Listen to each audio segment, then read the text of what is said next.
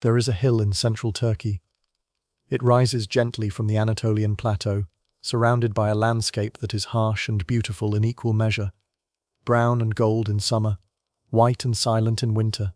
The wind moves across it almost constantly, carrying with it the scent of dry grass and stone, and something older, something that lingers in places where human beings have lived for thousands of years. On top of this hill, there are ruins, massive stone walls, partially collapsed, partially restored. The foundations of buildings that no living person has ever seen complete. Gateways flanked by enormous carved figures, lions, sphinxes, warriors with strange weapons and unfamiliar headdresses. Stone tablets, broken and weathered, covered in writing that took scholars over a century to decipher. This is Hattusa, the capital of one of the most powerful empires the ancient world ever produced. An empire that, at its height, stretched from the Aegean coast of modern Turkey to the borders of Mesopotamia.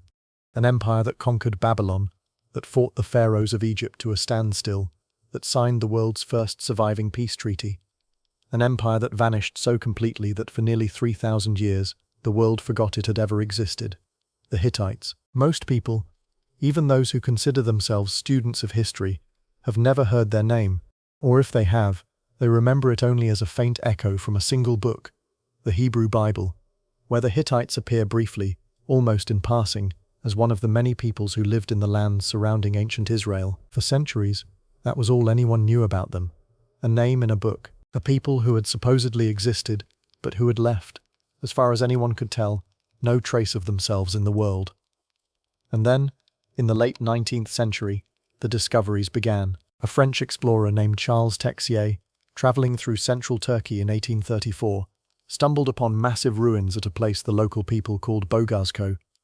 The ruins were extraordinary, far larger than anything that should have existed in that remote region.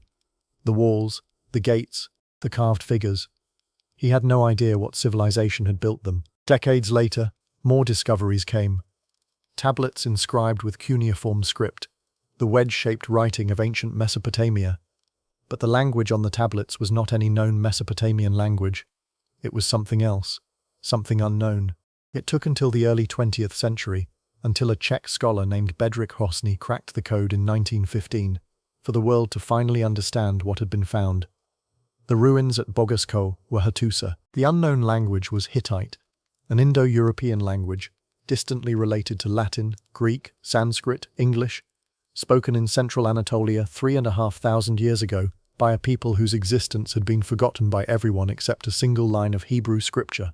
The Hittites were real, and what scholars learnt about them, as more tablets were translated and more sites excavated, transformed the understanding of the ancient world. Tonight, we are going to tell their complete story, from the misty beginnings of their kingdom in the highlands of central Anatolia, through the rise of their empire, through their wars with Egypt and Mesopotamia, through their conquest of Babylon, through their mysterious sudden collapse, all the way to their rediscovery in modern times.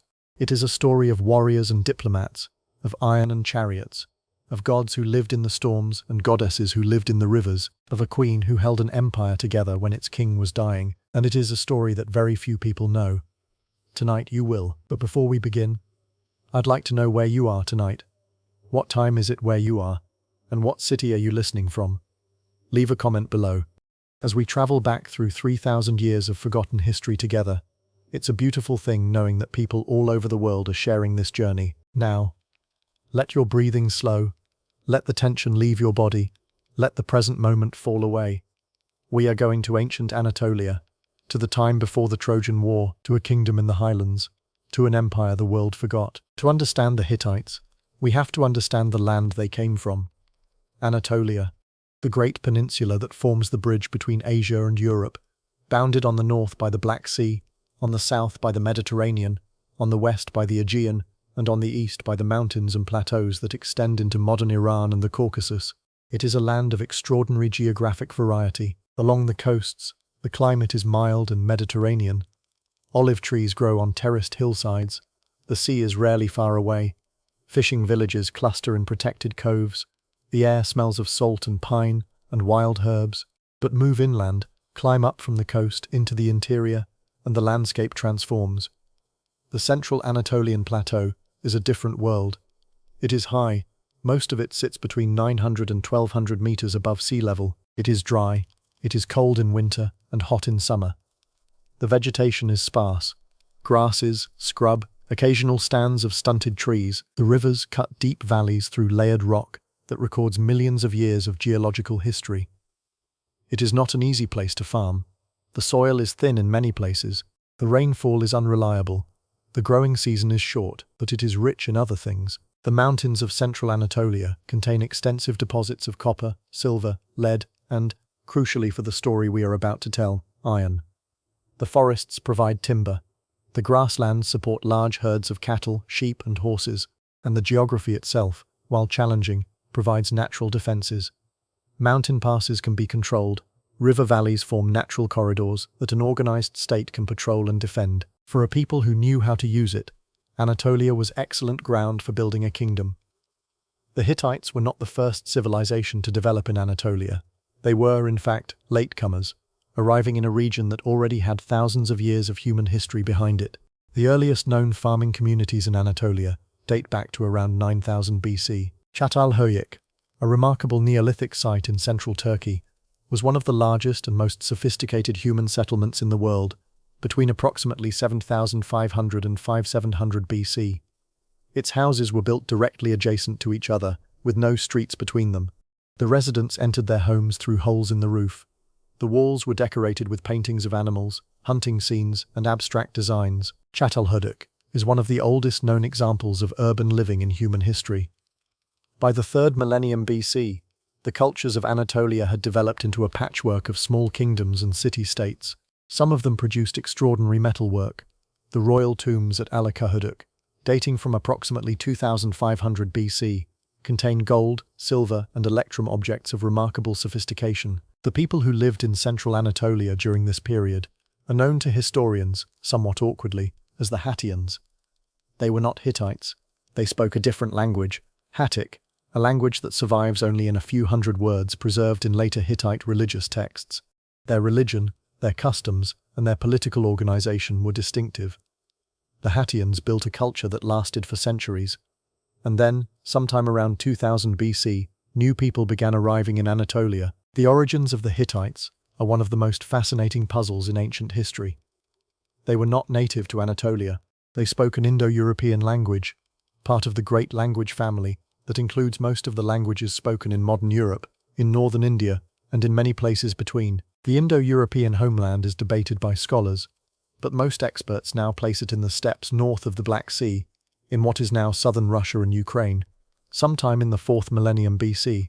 From this homeland, waves of Indo-European speaking peoples migrated outward over the course of 2000 years.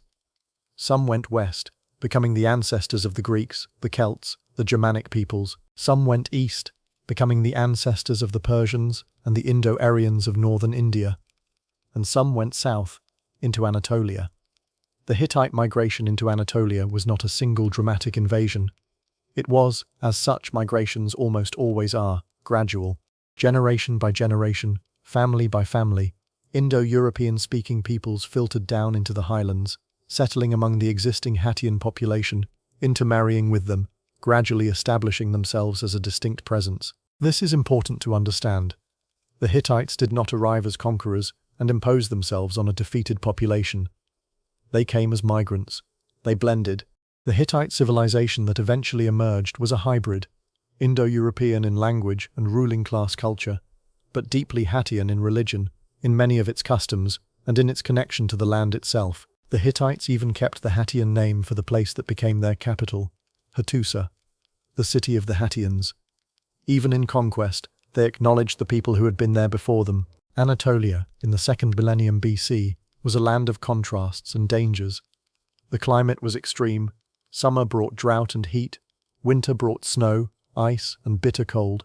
Spring brought sudden, violent thunderstorms, the kind that turn the sky black, that shake the ground with thunder, that fill the rivers with rushing water in a matter of hours. The Hittites were deeply impressed by these storms. Their chief god, the supreme deity of the Hittite pantheon, was the storm god. His name in Hittite was Tahana. Though he had many names and many local manifestations, he was depicted with a thunderbolt in his hand, standing on a bull, or driving a chariot pulled by bulls. He was the god of weather, of agricultural fertility, of war, and of the king's authority. When the king of the Hittites went to war, he went, theoretically, as the chosen representative of Tahunna. When the rains came on time and the crops grew, it was Tahunna's blessing. When the storms destroyed villages and washed away the harvest, it was Tahunna's anger. The Hittites took their god seriously. The largest temple in Hattusa, the city's most magnificent religious structure, was dedicated to him. To understand the Hittites, you have to understand that their world was a world of storms, of sudden violence and equally sudden beauty, of a sky that could darken in an instant, and an earth that could shake without warning. It was a world that required strength, patience, and a certain comfort with uncertainty. The Hittites had all three. The geography of Anatolia is shaped by two great forces, its rivers and its mountains. The mountains define the peninsula.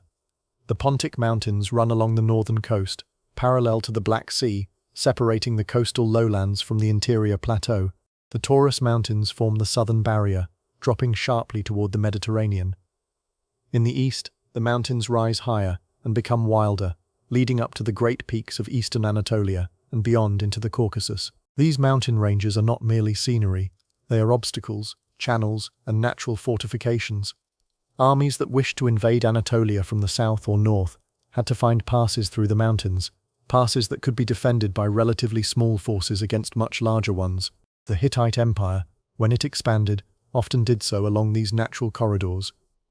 The rivers of Anatolia are smaller than the great rivers of Mesopotamia or Egypt. The Halys, known today as the Kızılırmak, was the most important river in the Hittite heartland, flowing in a great arc through central Anatolia before turning north toward the Black Sea. The Hittites named themselves, in part, after this river.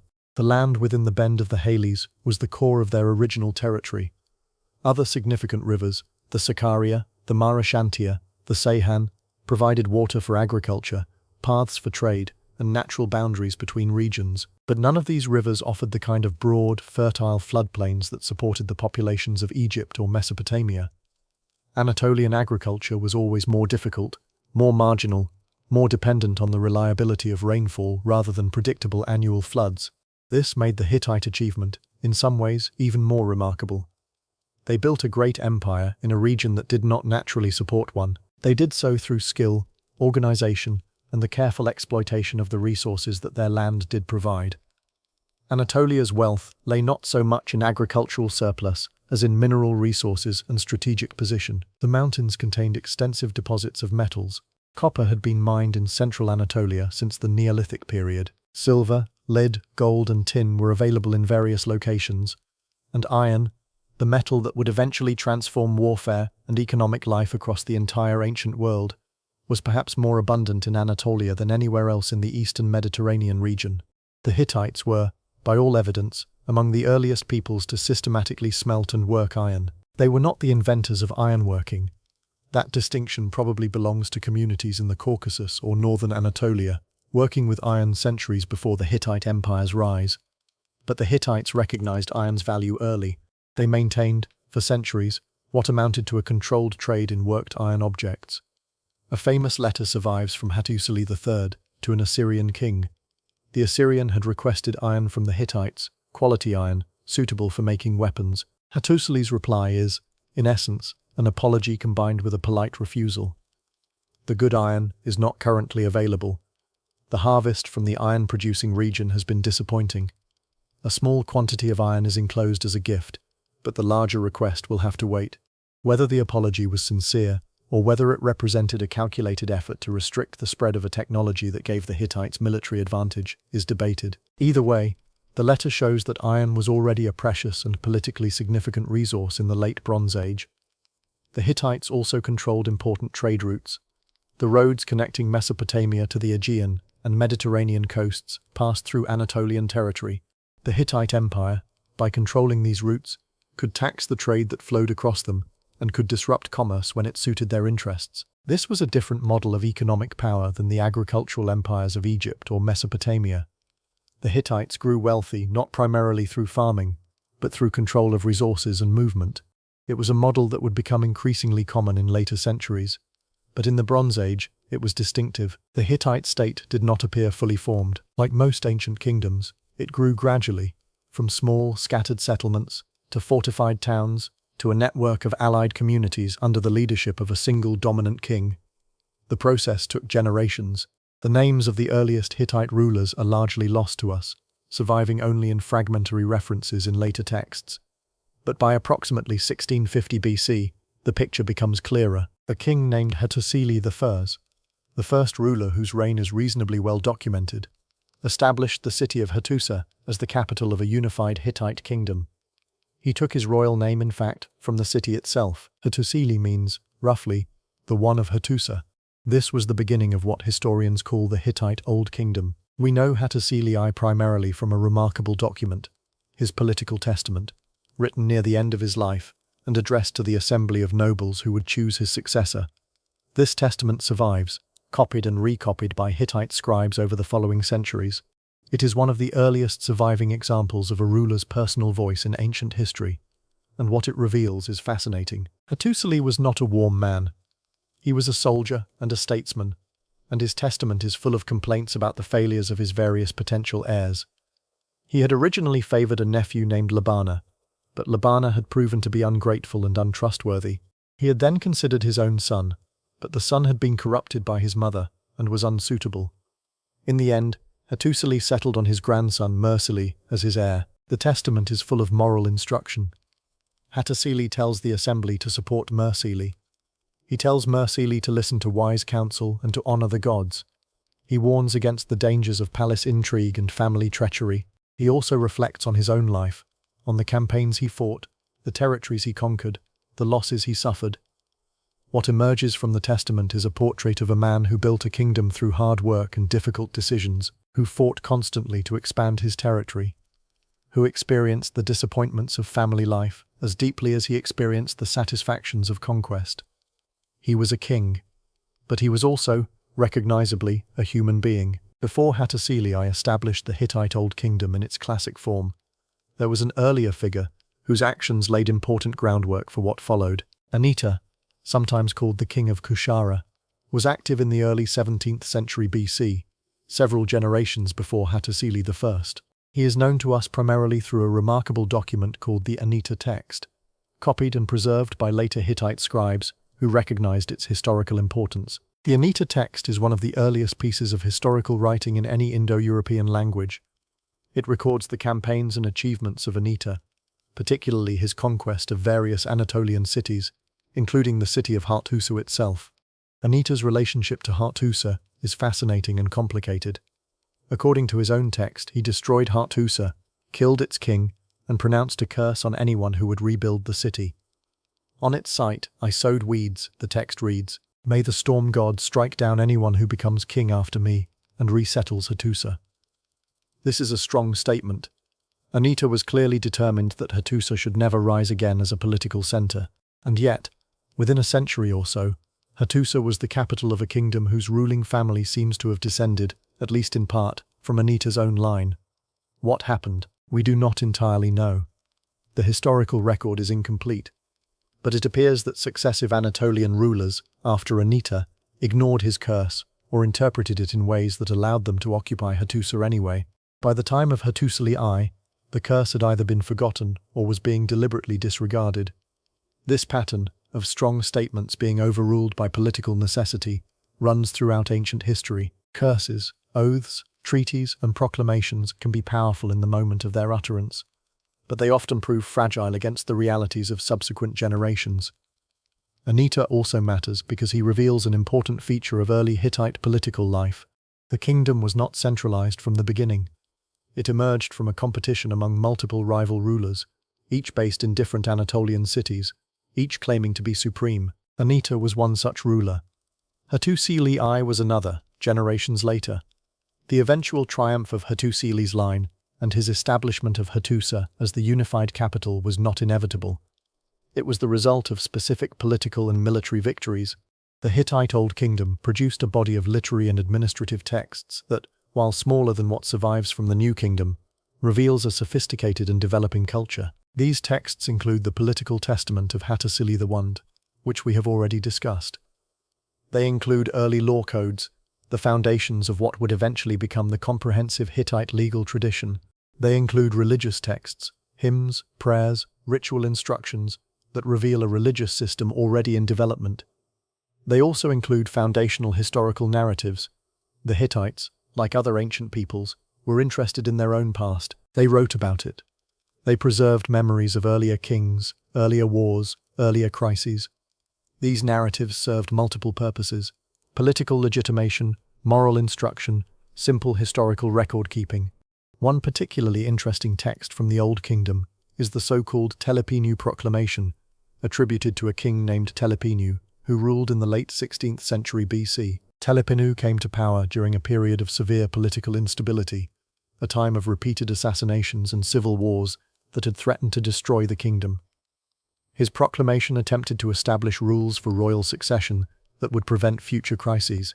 The king should be the eldest legitimate son. If there was no son, then a son-in-law could be selected.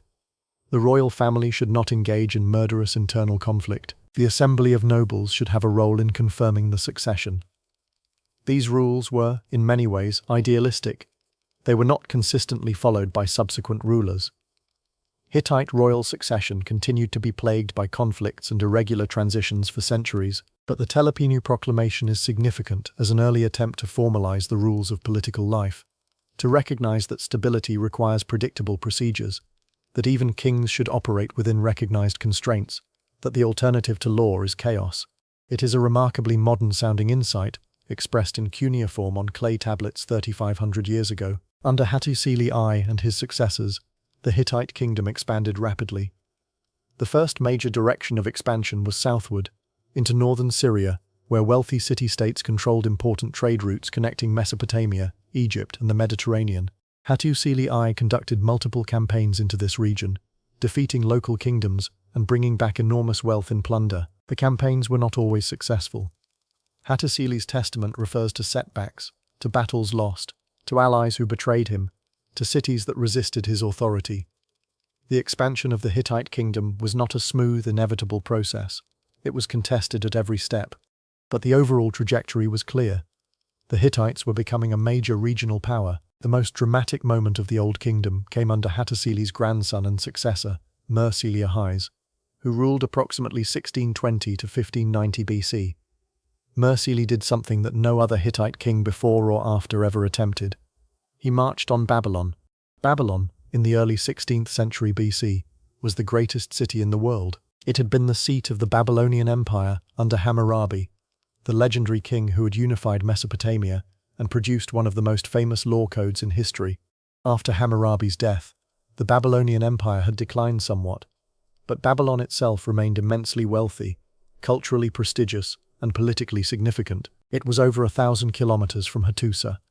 The journey there required crossing mountain ranges, navigating river valleys, passing through multiple hostile territories. No one would have predicted that a Hittite king would attempt such an expedition. Mur-Sili attempted it, and he succeeded. In approximately 1595 BC, Mur-Sili's army reached Babylon and took the city. The Babylonian king, a successor of Hammurabi, the last ruler of what is called the First Dynasty of Babylon, was killed or captured. The city was sacked. Its wealth was loaded onto carts and carried back to Hatti. The sack of Babylon was one of the most audacious military operations of the entire Bronze Age. It demonstrated that the Hittites, despite their relatively remote location in central Anatolia, were capable of striking at the heart of the Mesopotamian world. But Mur-Sili did not stay in Babylon. He did not attempt to incorporate it into the Hittite Empire. The distances were too great. The logistical challenges were too overwhelming. He took his plunder and returned home.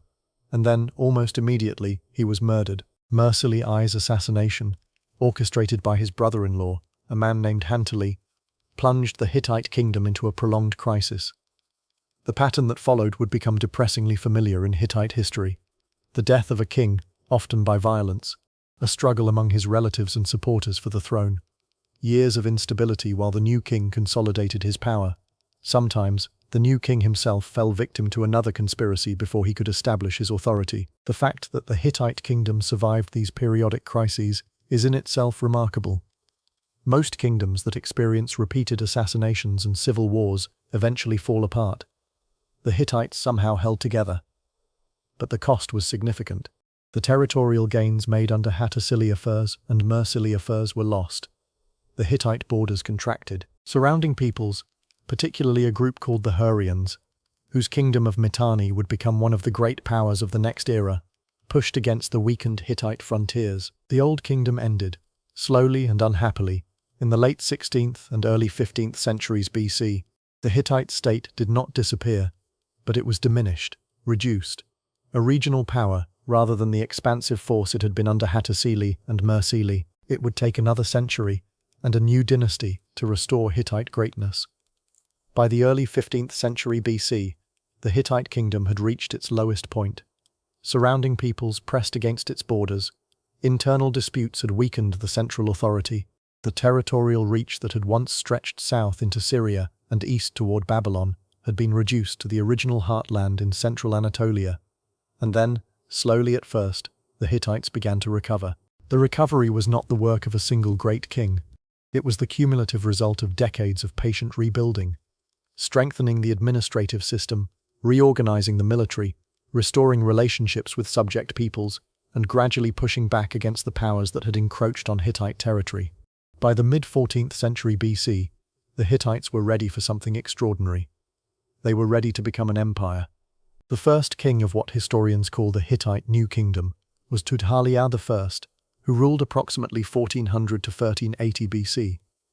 Tudhaliya was a military leader of considerable ability.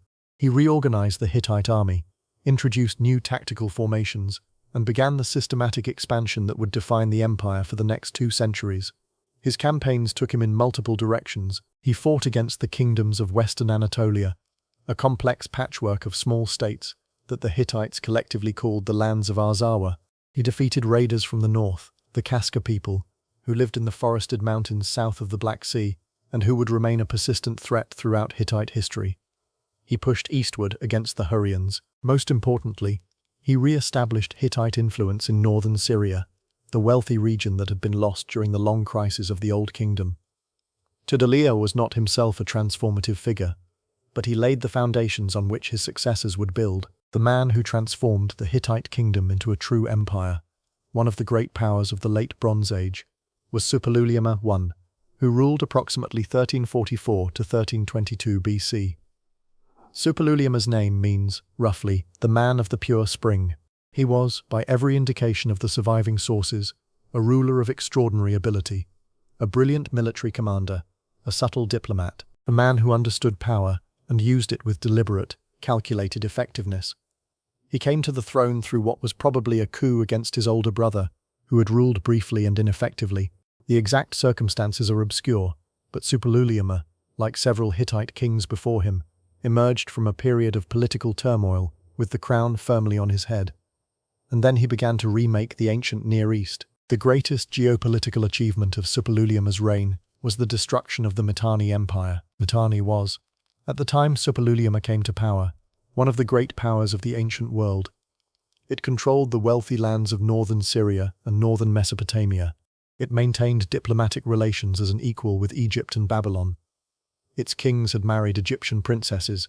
Its armies were formidable. Mitanni was also, geographically, exactly in the position that the Hittites needed to occupy if they were to dominate the Syrian trade routes. Suppiluliuma waged a series of campaigns against Mitanni over the course of approximately a decade. The fighting was complex and often bitter. Mitanni had powerful allies, sophisticated defenses, and a significant economic base. It did not collapse easily, but Suppiluliuma was relentless. He defeated Mitanni in battle. He captured its cities. He installed a puppet king on the Mitannian throne, a son of a Mitannian king who agreed to serve as a Hittite vassal in exchange for the throne. He stripped Mitanni of most of its territory in northern Syria, incorporating those lands into the Hittite Empire. By the end of his reign, Mitanni had been reduced from a great power to a small, struggling client state. The geopolitical map of the ancient Near East had been redrawn. The Hittite Empire had become the dominant power between the Mediterranean and Mesopotamia. One of the most extraordinary diplomatic episodes in ancient history occurred near the end of Suppiluliuma's reign, and it involved Egypt. In approximately 1324 BC, the young Egyptian pharaoh Tutankhamun died unexpectedly, leaving no heir. His widow, a young woman whose Egyptian name was probably Ankhesenamun, found herself in a desperate political situation. The Egyptian court was full of ambitious officials who saw her as a route to power through marriage. She did not want to marry any of them. She wrote a letter to Suppiluliuma. The letter, preserved in Hittite archives, is one of the most remarkable diplomatic documents to survive from the Bronze Age. "My husband is dead," she wrote. "I have no son. They say that you have many sons. If you would give me one of your sons, he would become my husband. I will not take a servant of mine and make him my husband. I am afraid." Suppiluliuma was astonished. He did not believe the letter could be genuine. The idea that an Egyptian queen would propose to marry a foreign prince and to give the throne of Egypt to a Hittite was so unprecedented that he assumed it must be some kind of trick. He sent an envoy to Egypt to investigate. The envoy returned with confirmation that the letter was real. The queen was, indeed, desperate. She did, indeed, want a Hittite prince as her husband. Suppiluliuma agreed. He sent one of his sons, a young man named Zanunza, to Egypt. Zanunza never arrived. He was killed on the journey. Whether by Egyptian assassins, by bandits, or by some other cause is unknown, but the consequences were clear. The marriage never happened. Ankhesenamun was forced to marry a senior Egyptian official named A, who briefly became pharaoh. The Hittite prince was dead, and Suppiluliuma, devastated by the loss of his son and furious at what he interpreted as Egyptian treachery, declared war on Egypt. The war was inconclusive. The Hittites took some territory in Syria. The Egyptians counterattacked. The fighting continued, with varying intensity, for years. And then, ironically, the war ended in a different way. The Egyptians had brought back prisoners from one of their campaigns. Those prisoners brought with them a disease, possibly plague, possibly some other epidemic illness, that swept through Anatolia and devastated the Hittite population. Suppiluliuma himself died of the plague. So did his son and immediate successor. The great king who had built the Hittite Empire was killed not by his enemies, but by an invisible enemy that crossed borders without asking permission. The Zanunza affair, and the war it produced, would shape Hittite-Egyptian relations for the next century. The death of Suppiluliuma from plague was a catastrophe, but the empire he had built survived him. His youngest son, Mursili II, eventually inherited a kingdom that was simultaneously the largest and most threatened it had ever been. The territorial gains of Suppiluliuma's reign had created a vast empire stretching from western Anatolia to the borders of Assyria, but that empire was full of subject peoples who had no particular loyalty to their new overlords, surrounded by rivals who would happily exploit any sign of weakness, and now reduced in population by the plague that had killed Mursili's father and brother. Mursili rose to the challenge. His reign, approximately 1321 to 1295 BC, was characterized by almost constant warfare. He suppressed rebellions in western Anatolia. He pushed back Kaska raiders in the north. He maintained Hittite control over Syria, despite repeated Egyptian attempts to recover territory. He fought to keep the empire intact, and he succeeded. But Mursili was not only a warrior. He was also a thoughtful, almost philosophical figure. The texts that survive from his reign include religious prayers in which he reflects on the nature of divine justice, on the suffering of his people, and on his own responsibility as king. One particularly moving text, known as the Plague Prayers of Mursili, addresses the gods directly. The plague that had killed his father and brother continued to ravage the kingdom for years. Mursili attempted to understand why. He concluded that the gods must be angry, that there must be some offense that needed to be acknowledged and atoned for. He went through the historical records, looking for transgressions. He found one: the murder of his uncle, the legitimate heir who had been killed in the political turmoil that brought Suppiluliuma to power. Mursili publicly acknowledged this sin, performed elaborate religious ceremonies of atonement, and asked the gods to lift their punishment. The plague eventually subsided, whether through divine intervention or simply through the natural course of epidemic disease is of course not something we can determine. But what we can see in Mursili's prayers is a king genuinely wrestling with questions of guilt, justice, and moral responsibility.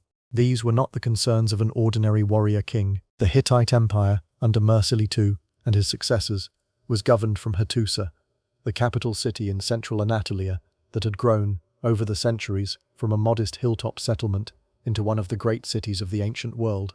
Hattusa at its peak covered approximately 165 hectares, roughly the size of a small modern city.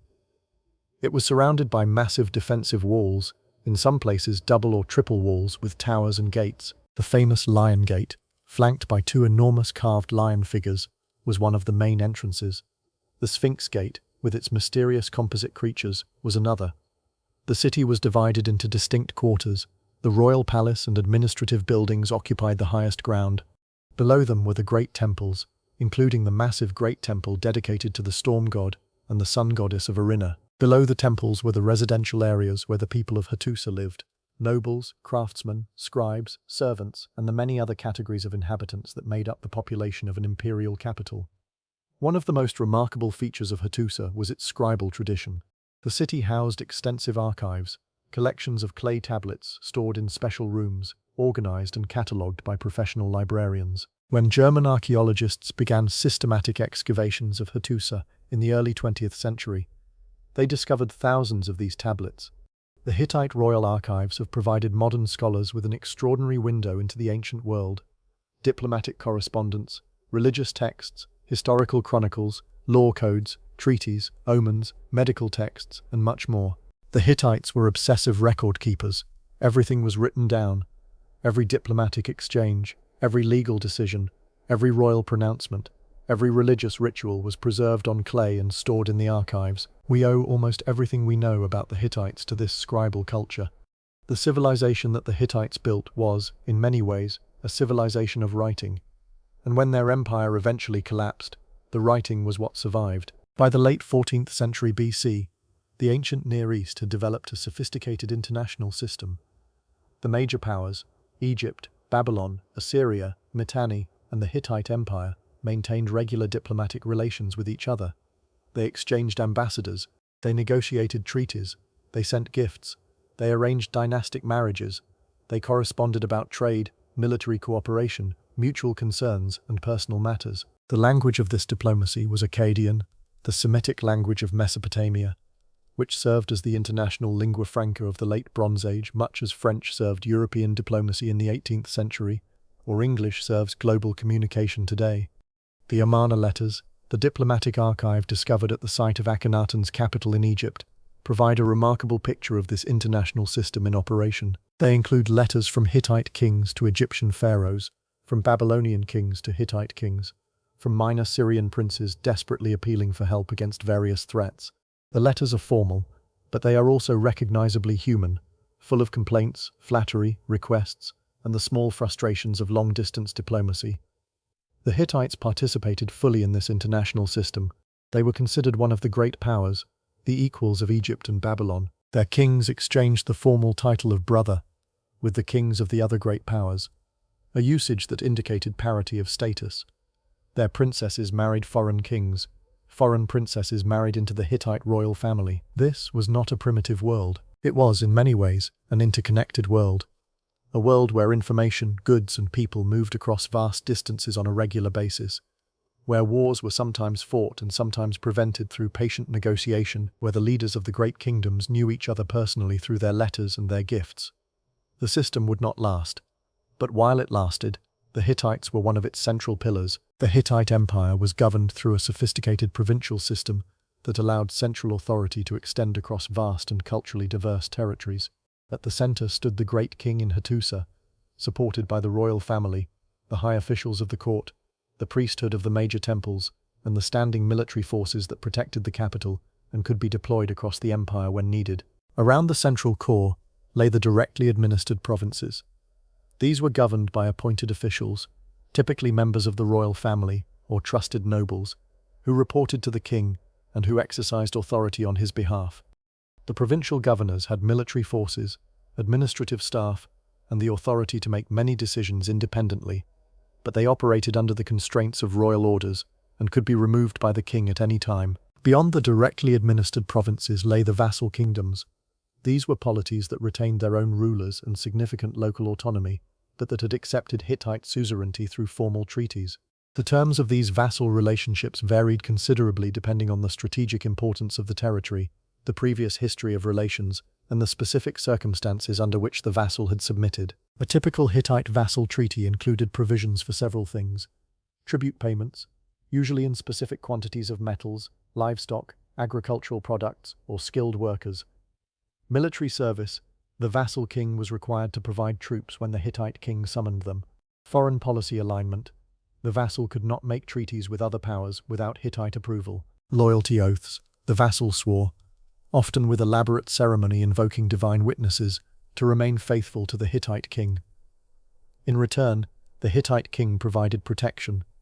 If the vassal was attacked by a third party, the Hittites would come to his aid. The vassal's throne was guaranteed against challenges from rival claimants.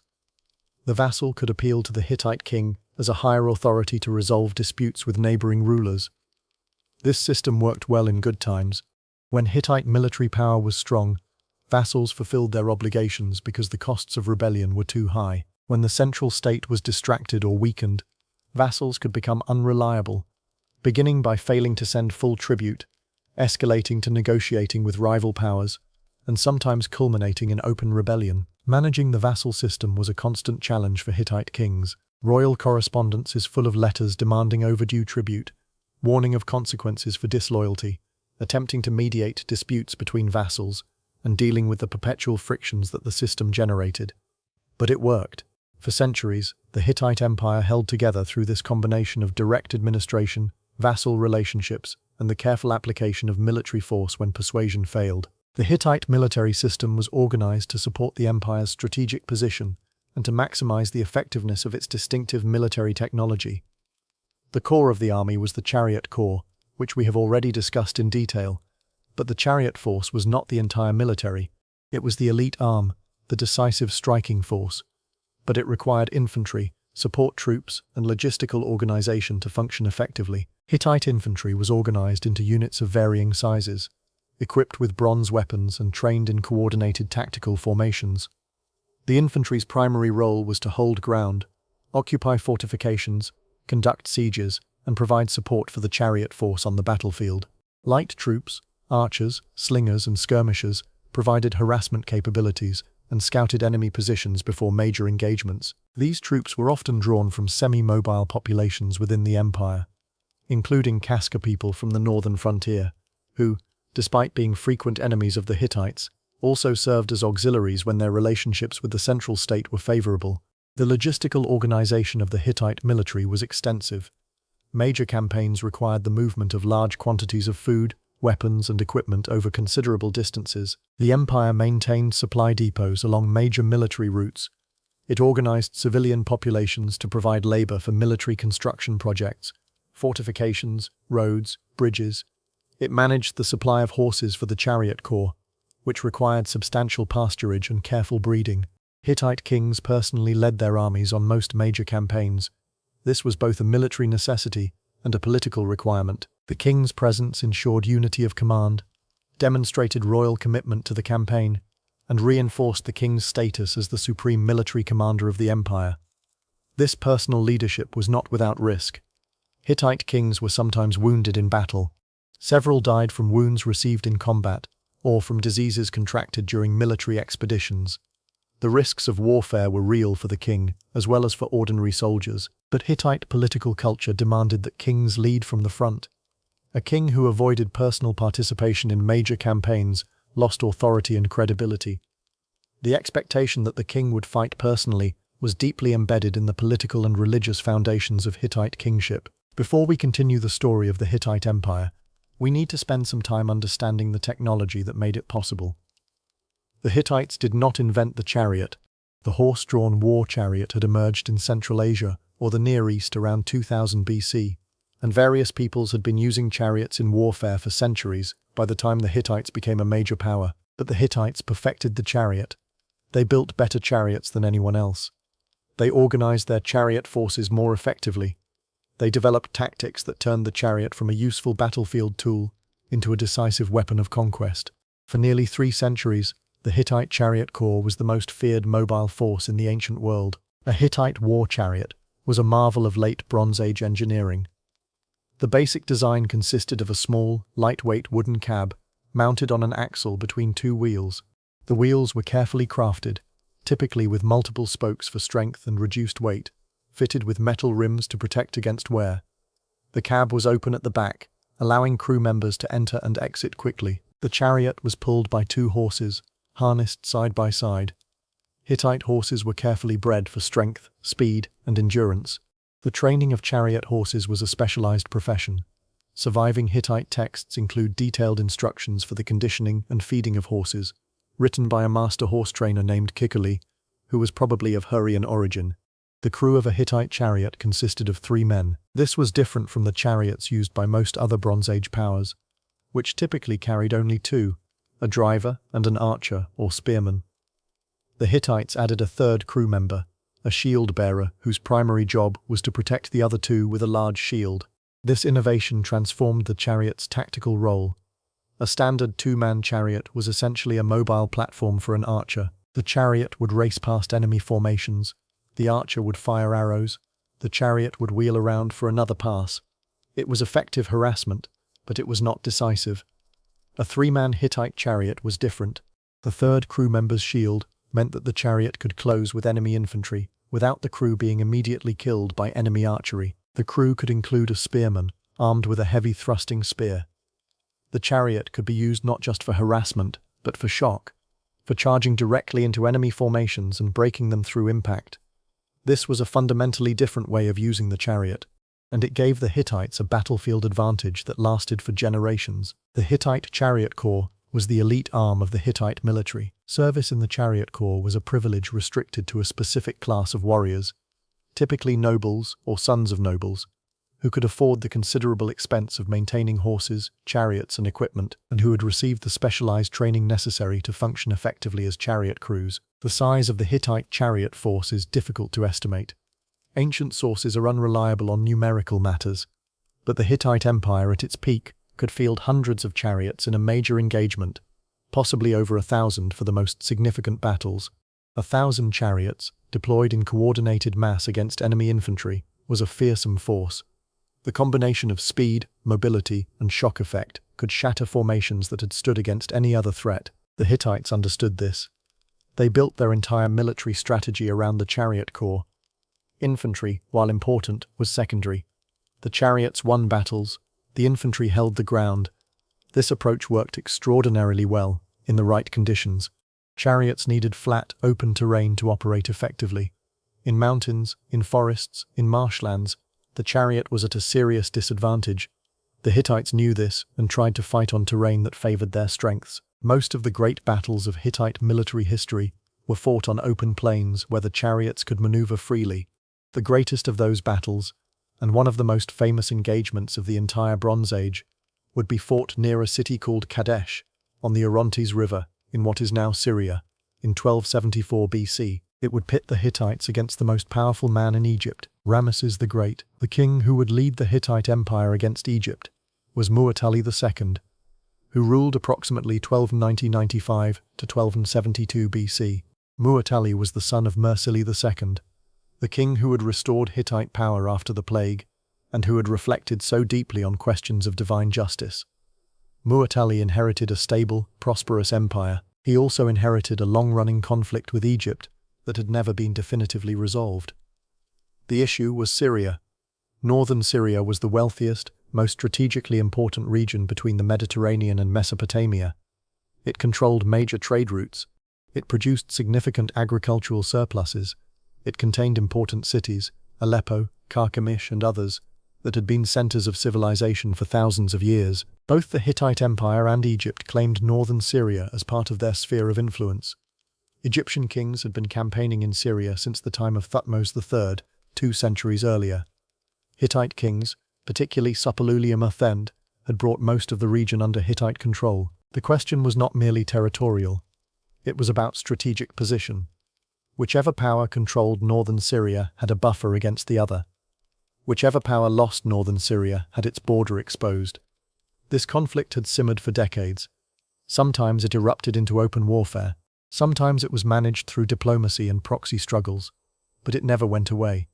In the early 13th century BC, it was about to erupt again. In Egypt, the throne had passed to a new dynasty, the Ramessides, founded by a military officer named Ramesses I, who had been chosen by the previous pharaoh to succeed him. Ramesses I ruled only briefly. He was followed by his son, Seti I, who was an effective king and a capable military leader.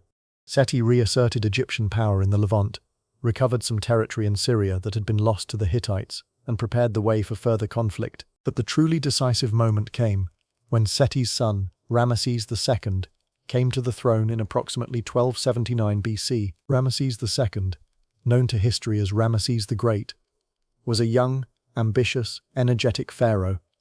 He had been groomed for kingship since childhood. He had accompanied his father on military campaigns. He had absorbed the Egyptian military tradition completely, and he wanted glory. The recovery of all of Syria, the reassertion of Egyptian dominance over a region that had been disputed for 2 centuries, would be his great achievement. The defeat of the Hittites would prove that he was the equal, perhaps the superior, of every pharaoh who had come before him. In the 5th year of his reign, approximately 1274 BC, Ramesses assembled a massive army and marched north. His destination was a city on the Orontes River, a city the Hittites had recently brought back under their control after a brief period as an Egyptian vassal. Kadesh, the Hittite intelligence network, was excellent. Mu'atali knew Ramesses was coming. He knew the size of the Egyptian army. He knew the general direction of the Egyptian advance. He began preparing for what he understood would be the largest military engagement of his reign. He summoned forces from across the Hittite Empire. The chariot corps, the elite of his army, was mobilized in full. Infantry contingents were called up from every region. Vassal states throughout the empire were required to provide troops according to their treaty obligations. The Hittite forces that eventually assembled at Kadesh were extraordinarily diverse. They included Hittite chariots and infantry, contingents from northern Syrian cities, allied forces from Arzawa in western Anatolia, mercenaries and auxiliaries from regions across the empire. Ancient sources give varying numbers for the Hittite force, and modern estimates also vary, but the Hittite army at Kadesh probably included 2,000 to 3,000 chariots and tens of thousands of infantry. It was, by Bronze Age standards, an enormous force. Mu'atali's strategy was based on deception and concentration. He hid his main force on the far side of the city of Kadesh, where the Egyptian advance scouts could not see them. He ensured that the information reaching Ramesses suggested the Hittite army was still far to the north, not yet ready to fight. If the Egyptians could be drawn into position before they realized the Hittites were ready, then the full weight of the Hittite chariot corps could be brought to bear on whatever Egyptian forces were in front of Kadesh, potentially destroying the Egyptian army before it could even be properly deployed. It was a sound plan. It was carefully executed, and it very nearly worked. The Battle of Kadesh is one of the most extensively documented military engagements of the entire ancient world. We have detailed accounts from both sides. Ramesses II, after returning to Egypt, commissioned multiple temple inscriptions and a long literary poem describing the battle. The Hittites, while less prolific in their public commemoration, left their own records, including the eventual peace treaty that incorporated, by reference, the events of the conflict. The accounts disagree on important details. Egyptian sources naturally emphasize Ramesses' personal heroism and present the battle as a great Egyptian victory. Hittite sources are more reserved, but suggest a different outcome. Modern historians have spent over a century trying to reconcile these accounts and produce a coherent narrative. What follows is the best modern reconstruction. Ramesses divided his army into 4 divisions, named for the principal Egyptian gods, Amun, Ra, Ptah, and Set. Each division was an independent combat force of approximately 5,000 men. The divisions advanced separately, strung out along the road north toward Kadesh, separated by significant distances. This was standard Egyptian military practice. The divisions could support each other if necessary, but they did not move as a single mass. This dispersed formation made the Egyptian army difficult to ambush as a whole, but it also created vulnerabilities. If any single division could be caught isolated, it might be destroyed before the others could come to its aid. This is exactly what Mu'atali planned to exploit. As Ramesses, leading the Amun division, approached Kadesh, his scouts captured 2 men who claimed to be local Bedouins. The men, when questioned, told the pharaoh that the Hittite army was still far to the north, near Aleppo. They were not yet ready to fight. The way to Kadesh was clear. Ramesses believed them. The 2 men were actually Hittite agents, sent specifically to provide this false information. Their mission was to convince the Egyptians to advance carelessly toward Kadesh, to bring at least part of the Egyptian army within range of the hidden Hittite force. Ramesses, eager to reach Kadesh and pleased to learn that the Hittites were not yet ready for battle, pressed forward with the Amun division.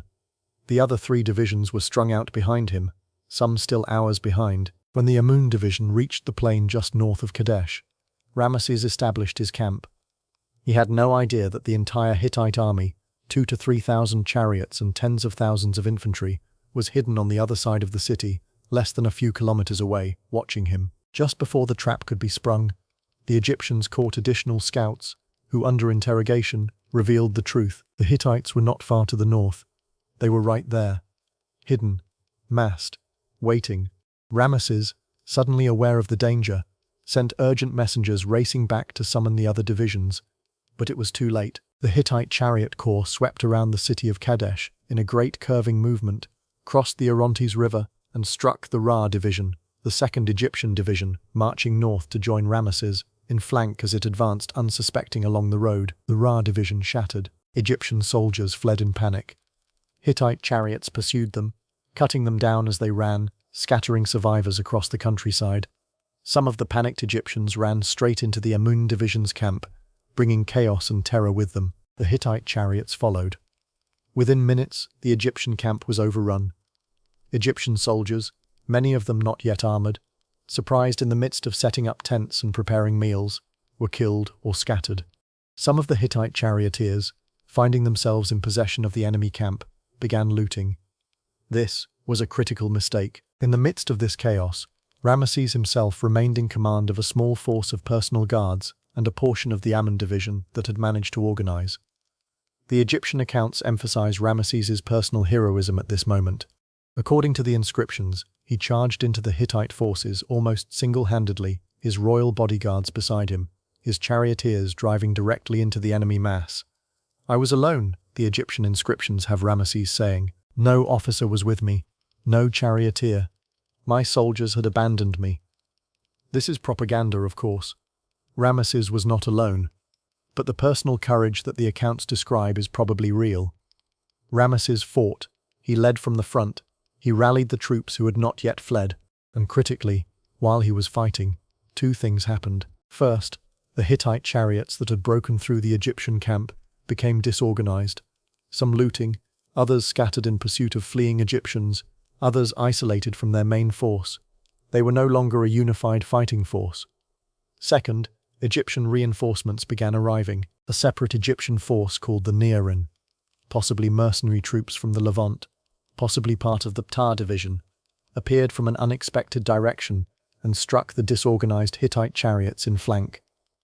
The Hittite advantage was suddenly gone. The battle raged on through the afternoon.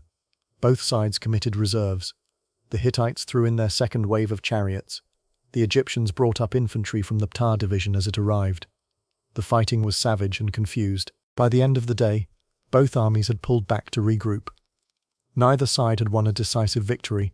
The Egyptian camp was wrecked. The Ra division was destroyed as an organized force. Hittite chariot losses were significant. The strategic situation was unchanged. Kadesh was still in Hittite hands. The Hittite army was still in the field. The Egyptian army had not been destroyed but had been severely battered. On the following day, the 2 sides negotiated. Ramesses, his army diminished and his lines of supply stretched, agreed to withdraw south. Muwatalli, his chariot corps significantly damaged and unwilling to risk a renewed engagement, agreed to let the Egyptians retreat without harassment. Ramesses marched back to Egypt and declared a glorious victory. Muwatalli secured the territory he had been defending and consolidated Hittite control of northern Syria. Both kings, in different ways, could claim success. The reality was that the battle had been essentially a draw, a tactical engagement with no clear winner, fought on a strategic question that remained unresolved. But Kadesh would be remembered.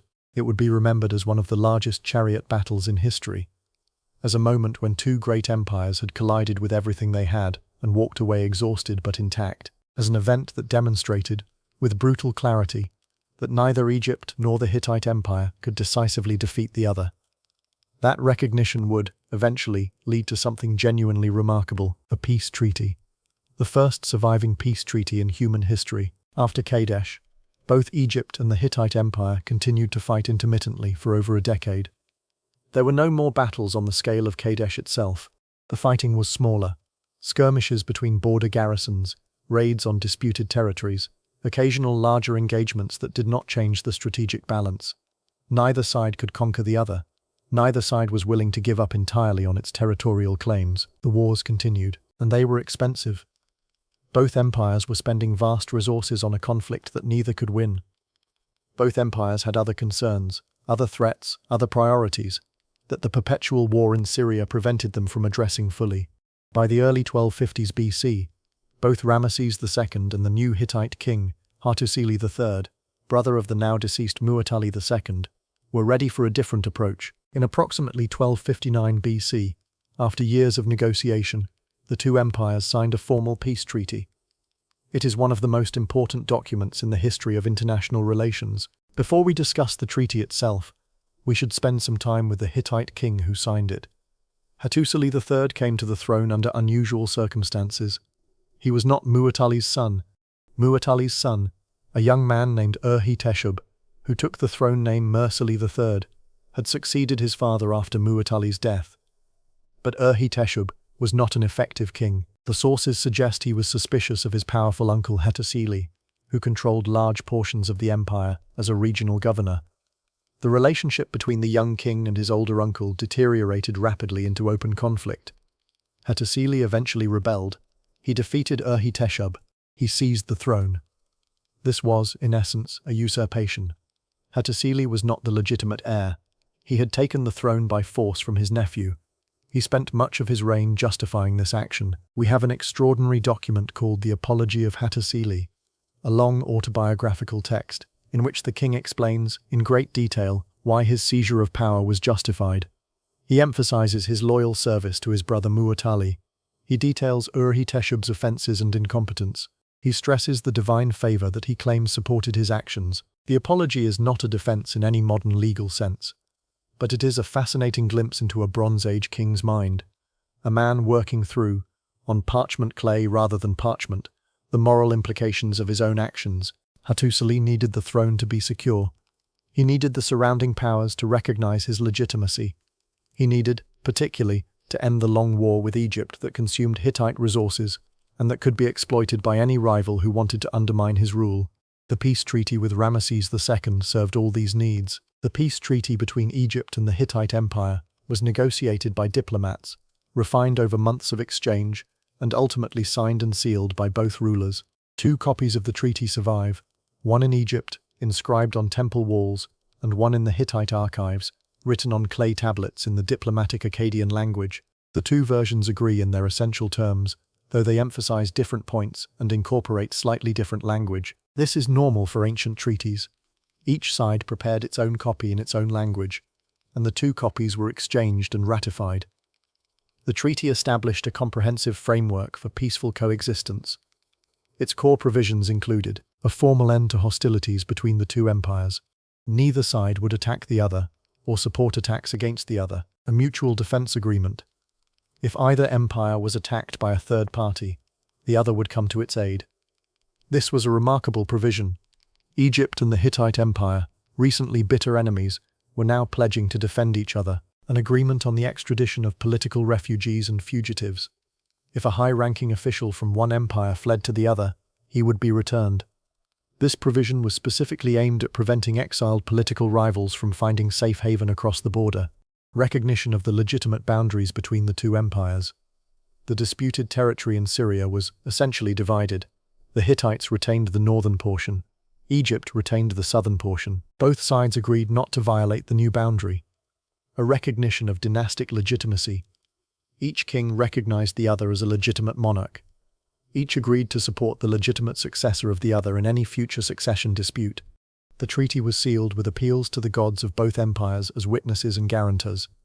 Violations of the treaty would invite divine punishment. The Peace of Kadesh, as the treaty is sometimes called, is significant for many reasons.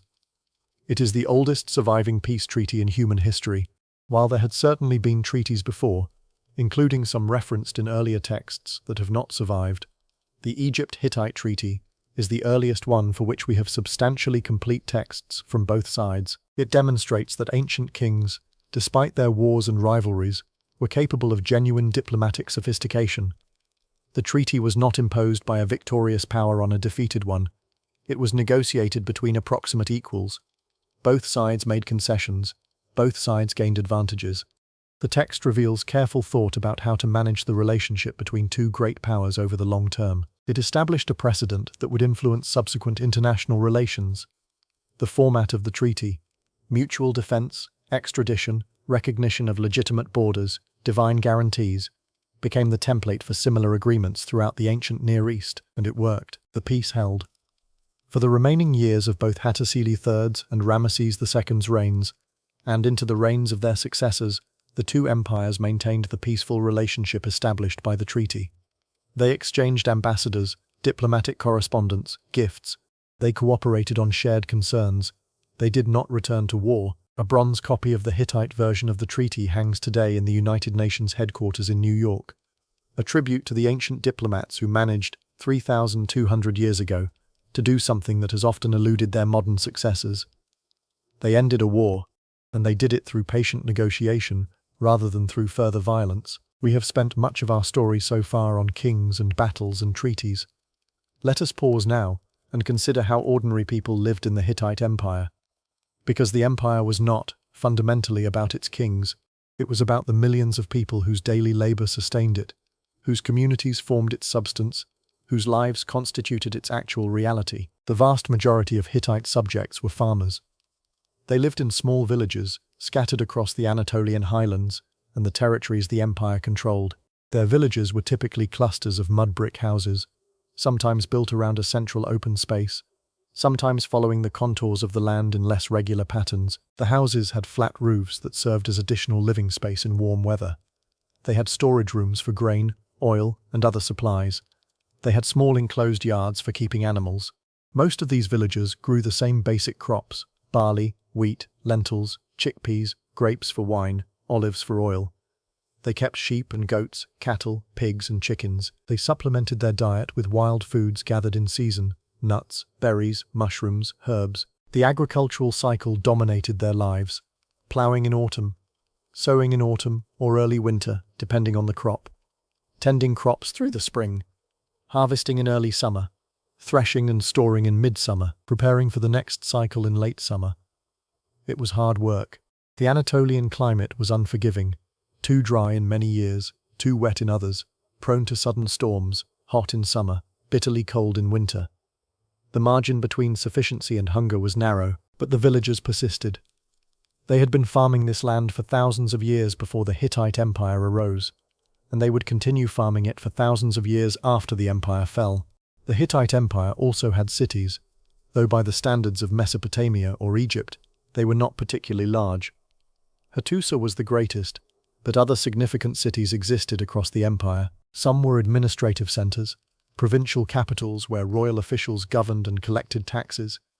Some were religious centers, sites of important temples and pilgrimage destinations.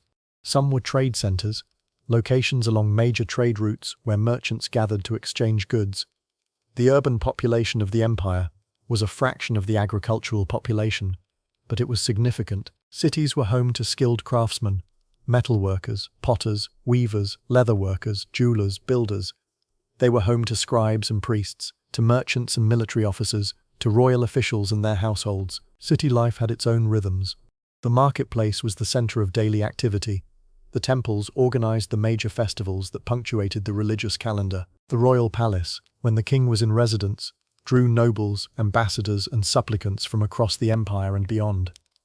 The cities were also where most of the writing happened. Scribal schools trained young men in the complex cuneiform writing system. Royal archives maintained records of treaties, laws, diplomatic correspondence, and administrative business. Temple libraries preserved religious texts that had been copied and recopied across generations. If you wanted to understand the Hittite Empire as a coherent, organized state, you went to the cities. If you wanted to understand the Hittite Empire as a living human community, you went to the villages. Both were essential. One of the most distinctive aspects of Hittite civilization was its legal tradition. The Hittites had a comprehensive law code that survives in multiple versions. The most complete version contains approximately 200 laws covering a wide range of topics: property crimes, personal injuries, family law, slavery, commercial transactions, and many others. The Hittite law code is striking in several respects.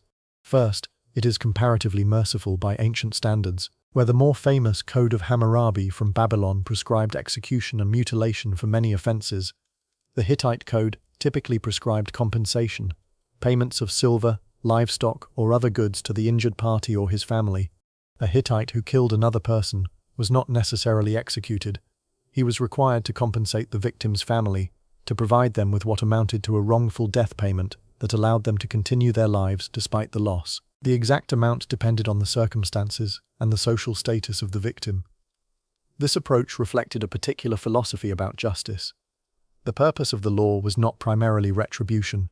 It was restoration, restoring, as much as possible, the social and economic balance that had been disrupted by the crime. Second, the Hittite law code shows clear evolution over time. Earlier versions prescribe harsher penalties. Later versions, milder ones. Specific provisions are explicitly noted as having been changed. In former times, the penalty was X, but now, the king has decreed, the penalty is Y. This indicates a legal culture that was not static, that recognized the need for reform, that adapted to changing circumstances, that valued moderation and proportion. Third, the law code addresses the specific realities of Hittite life. Provisions exist for chariot collisions, for disputes over runaway slaves, for the obligations of vassal states, for the rights of foreign merchants, for many other matters that mattered to people in the actual world the Hittites inhabited. The Hittite law code is not the most famous ancient law code.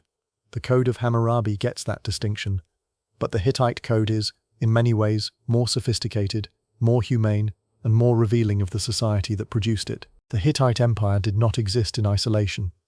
It was part of an extensive network of trade relationships that connected the Eastern Mediterranean, the Near East, and beyond.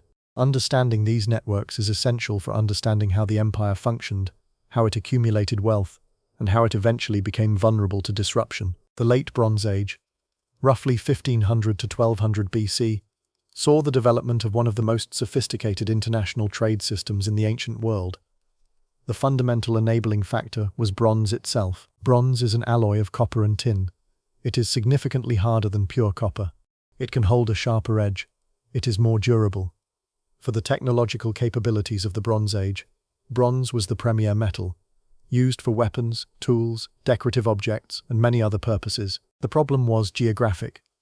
Copper was reasonably available across the Eastern Mediterranean world. Cyprus, in particular, had extensive copper deposits that gave the island its modern name. Anatolia had significant copper sources. Italy, the Iberian Peninsula, and other Mediterranean regions had their own deposits. But tin, the other essential ingredient in bronze, was much more geographically restricted. The major tin sources of the Bronze Age were located in distant places. Some tin came from Britain, traded across Europe through intermediaries. Some came from Central Asia, brought west along caravan routes. Some came from the area of modern Afghanistan. This geographic separation of copper and tin meant that producing bronze required long-distance trade. No Bronze Age civilization could be self-sufficient in bronze production.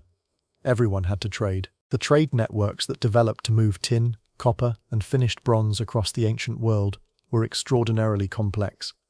They involved multiple intermediaries, multiple routes, multiple modes of transport. Goods moved by sea, by river, by overland caravan. They passed through many different political jurisdictions on their journeys from producer to final user.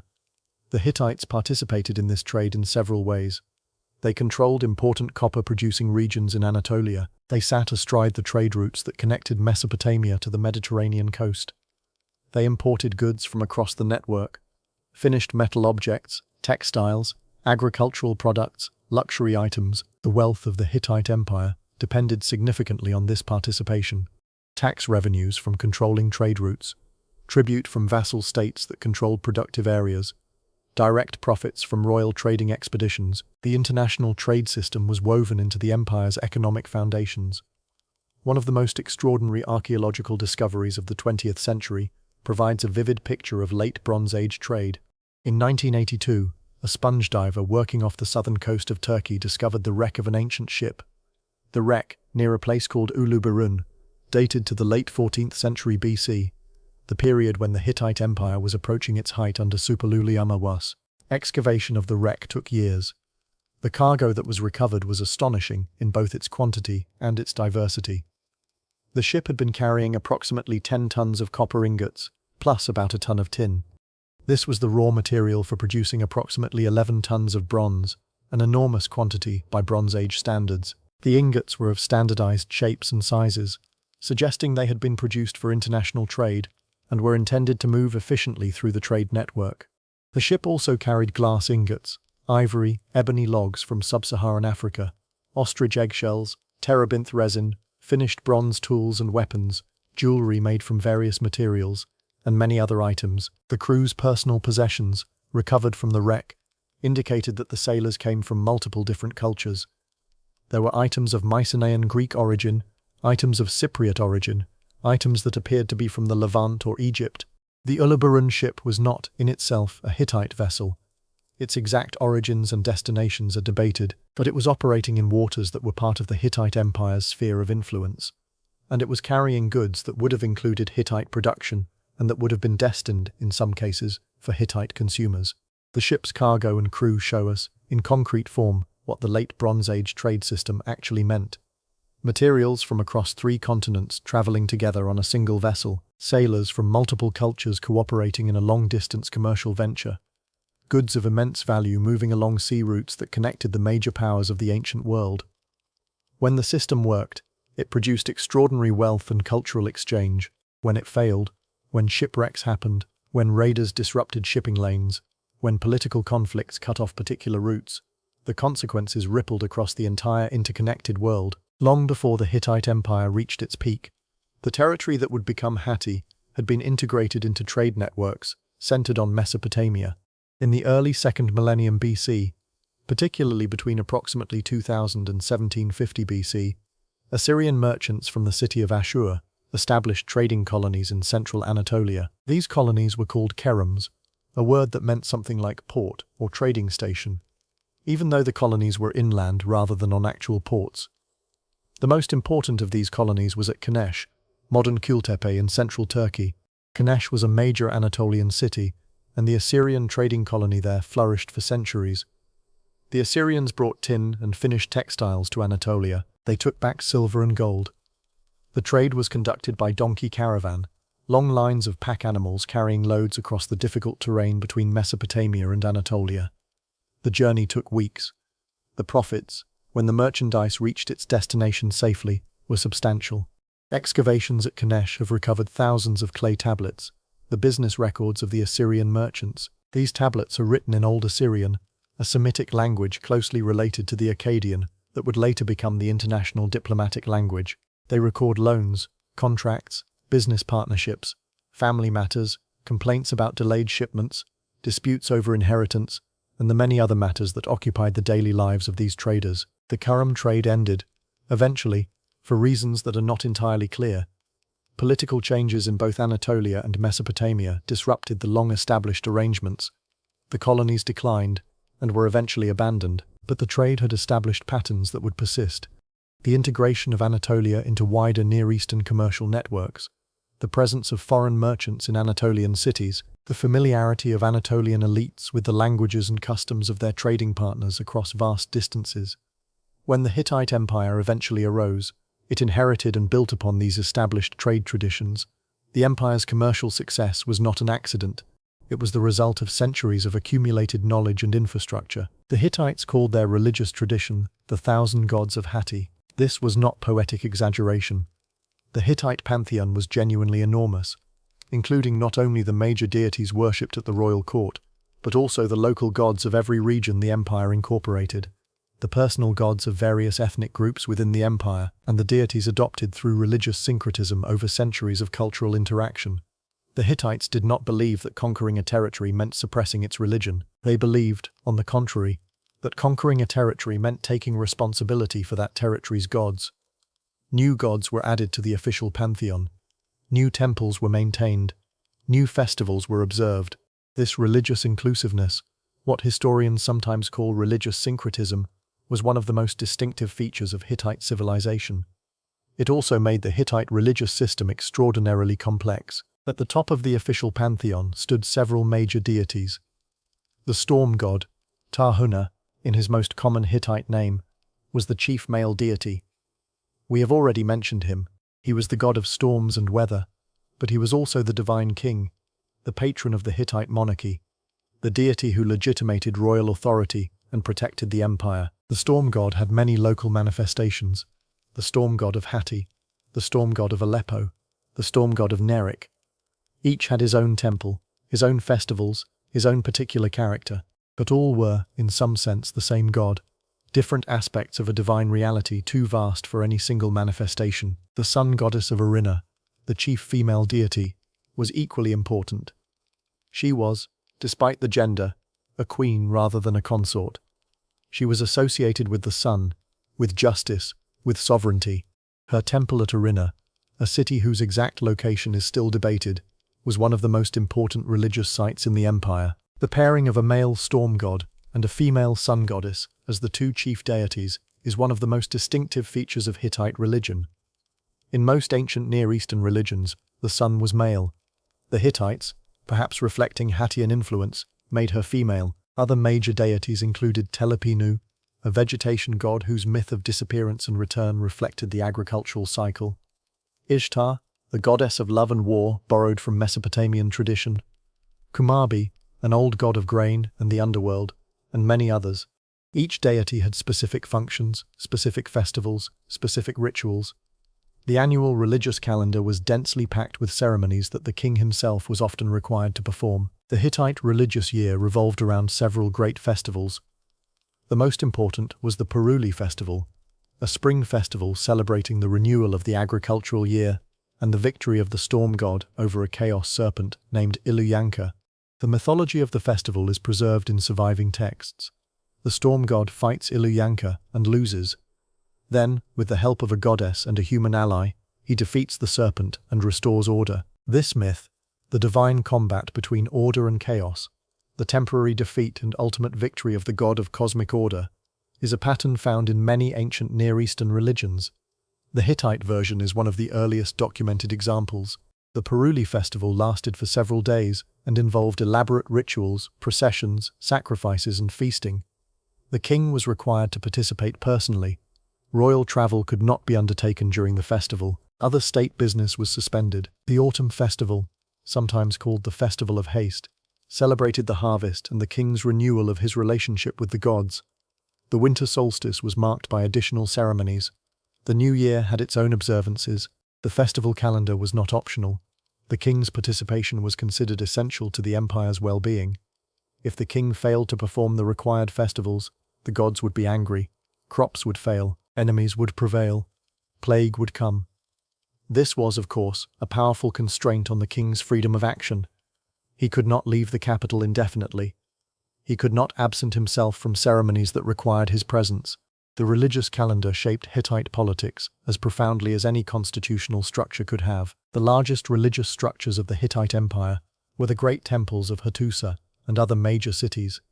The great temple of Hattusa, dedicated to the storm god and the sun goddess of Arina, covered an area of approximately 3,000 square meters. It included multiple courtyards, ritual chambers, storage rooms, kitchens for preparing sacrificial meals, residences for priests, and administrative offices for the substantial bureaucracy that managed the temple's economic activities. Temples in the Hittite world were not merely places of worship. They were major economic institutions. They owned land that was farmed by temple workers. They held flocks of animals. They produced textiles and other goods. They received offerings from worshippers and tribute from the state. The wealth of the great temples was enormous. The priests who managed them held significant political and economic power. The temple economy paralleled the royal economy in many respects. This concentration of religious wealth and authority would have consequences when the empire eventually faced crisis. But while the empire prospered, the temples were among its most magnificent achievements, physical embodiments of the relationship between the Hittite people and the thousand gods of Hatti. We have mentioned the Hittite language and writing system in passing throughout this story. Now let us spend some time understanding them more fully, because the Hittite achievement in language and writing was, in its own way, as significant as their military and diplomatic accomplishments. When the Czech scholar Bedřich Hrozný cracked the Hittite language in 1915, he made one of the most significant linguistic discoveries of the 20th century. Hittite was Indo-European. This was a discovery that transformed our understanding of the history of the Indo-European languages, the family that includes most of the languages of modern Europe, Iran, northern India, and many other regions. Before Hrozny's work, scholars believed that the oldest documented Indo-European languages were Sanskrit and the various ancient Greek dialects. Hittite was older than both. The Bogazko tablets pushed the documented history of Indo-European languages back by approximately 1,000 years.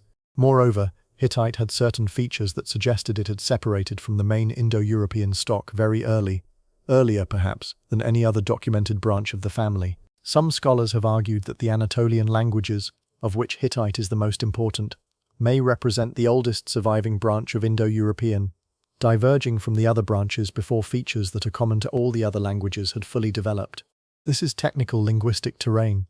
The details would require more time than we have tonight, but the implication is significant. The Hittites preserved, in their language, an extremely archaic form of Indo-European, a form that offers scholars an invaluable window into the deep history of one of the world's most important language families. Studying Hittite has helped linguists reconstruct what the original Indo-European language, Proto-Indo-European, the ancestor of dozens of modern languages, must have sounded like, what its grammar must have been, what concepts its speakers must have had words for. We can never recover Proto-Indo-European directly, since no one wrote it down, but by comparing Hittite with the other ancient Indo-European languages, Sanskrit, Greek, Latin, Old Persian, and others, scholars can make increasingly confident reconstructions of the parent language. The Hittites would be astonished to learn that their language has become, in modern times, a fundamental resource for understanding the linguistic history of humanity. They thought of themselves simply as people who spoke their own tongue.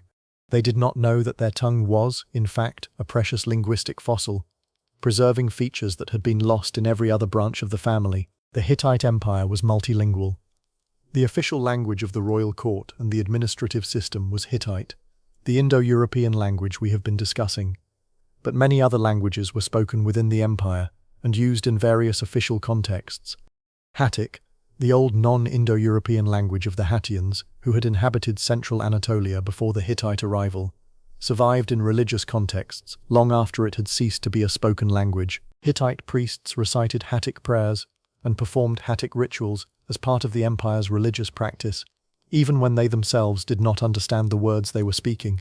This is similar, in some ways, to the use of Latin in medieval European religious practice, a sacred language preserved for its ritual significance long after it had become extinct as a vernacular. Hurrian was widely spoken in the southeastern parts of the empire and in the territories that the Hittites controlled in northern Syria.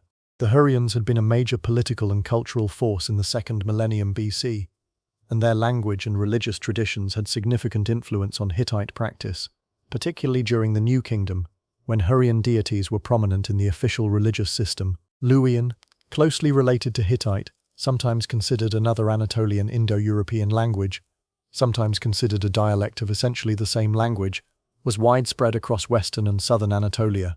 By the later New Kingdom, Luwian appears to have been gaining ground at the expense of Hittite. Many official inscriptions from the late empire are in Luwian rather than Hittite. Some scholars believe that Luwian was already replacing Hittite as the everyday spoken language even within the Hittite court.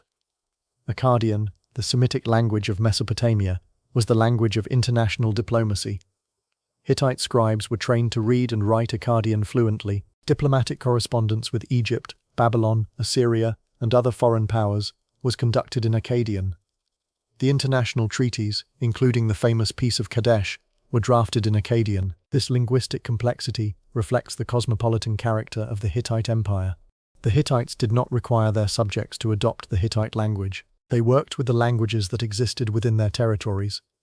They maintained an educated class of scribes, capable of operating in multiple linguistic traditions.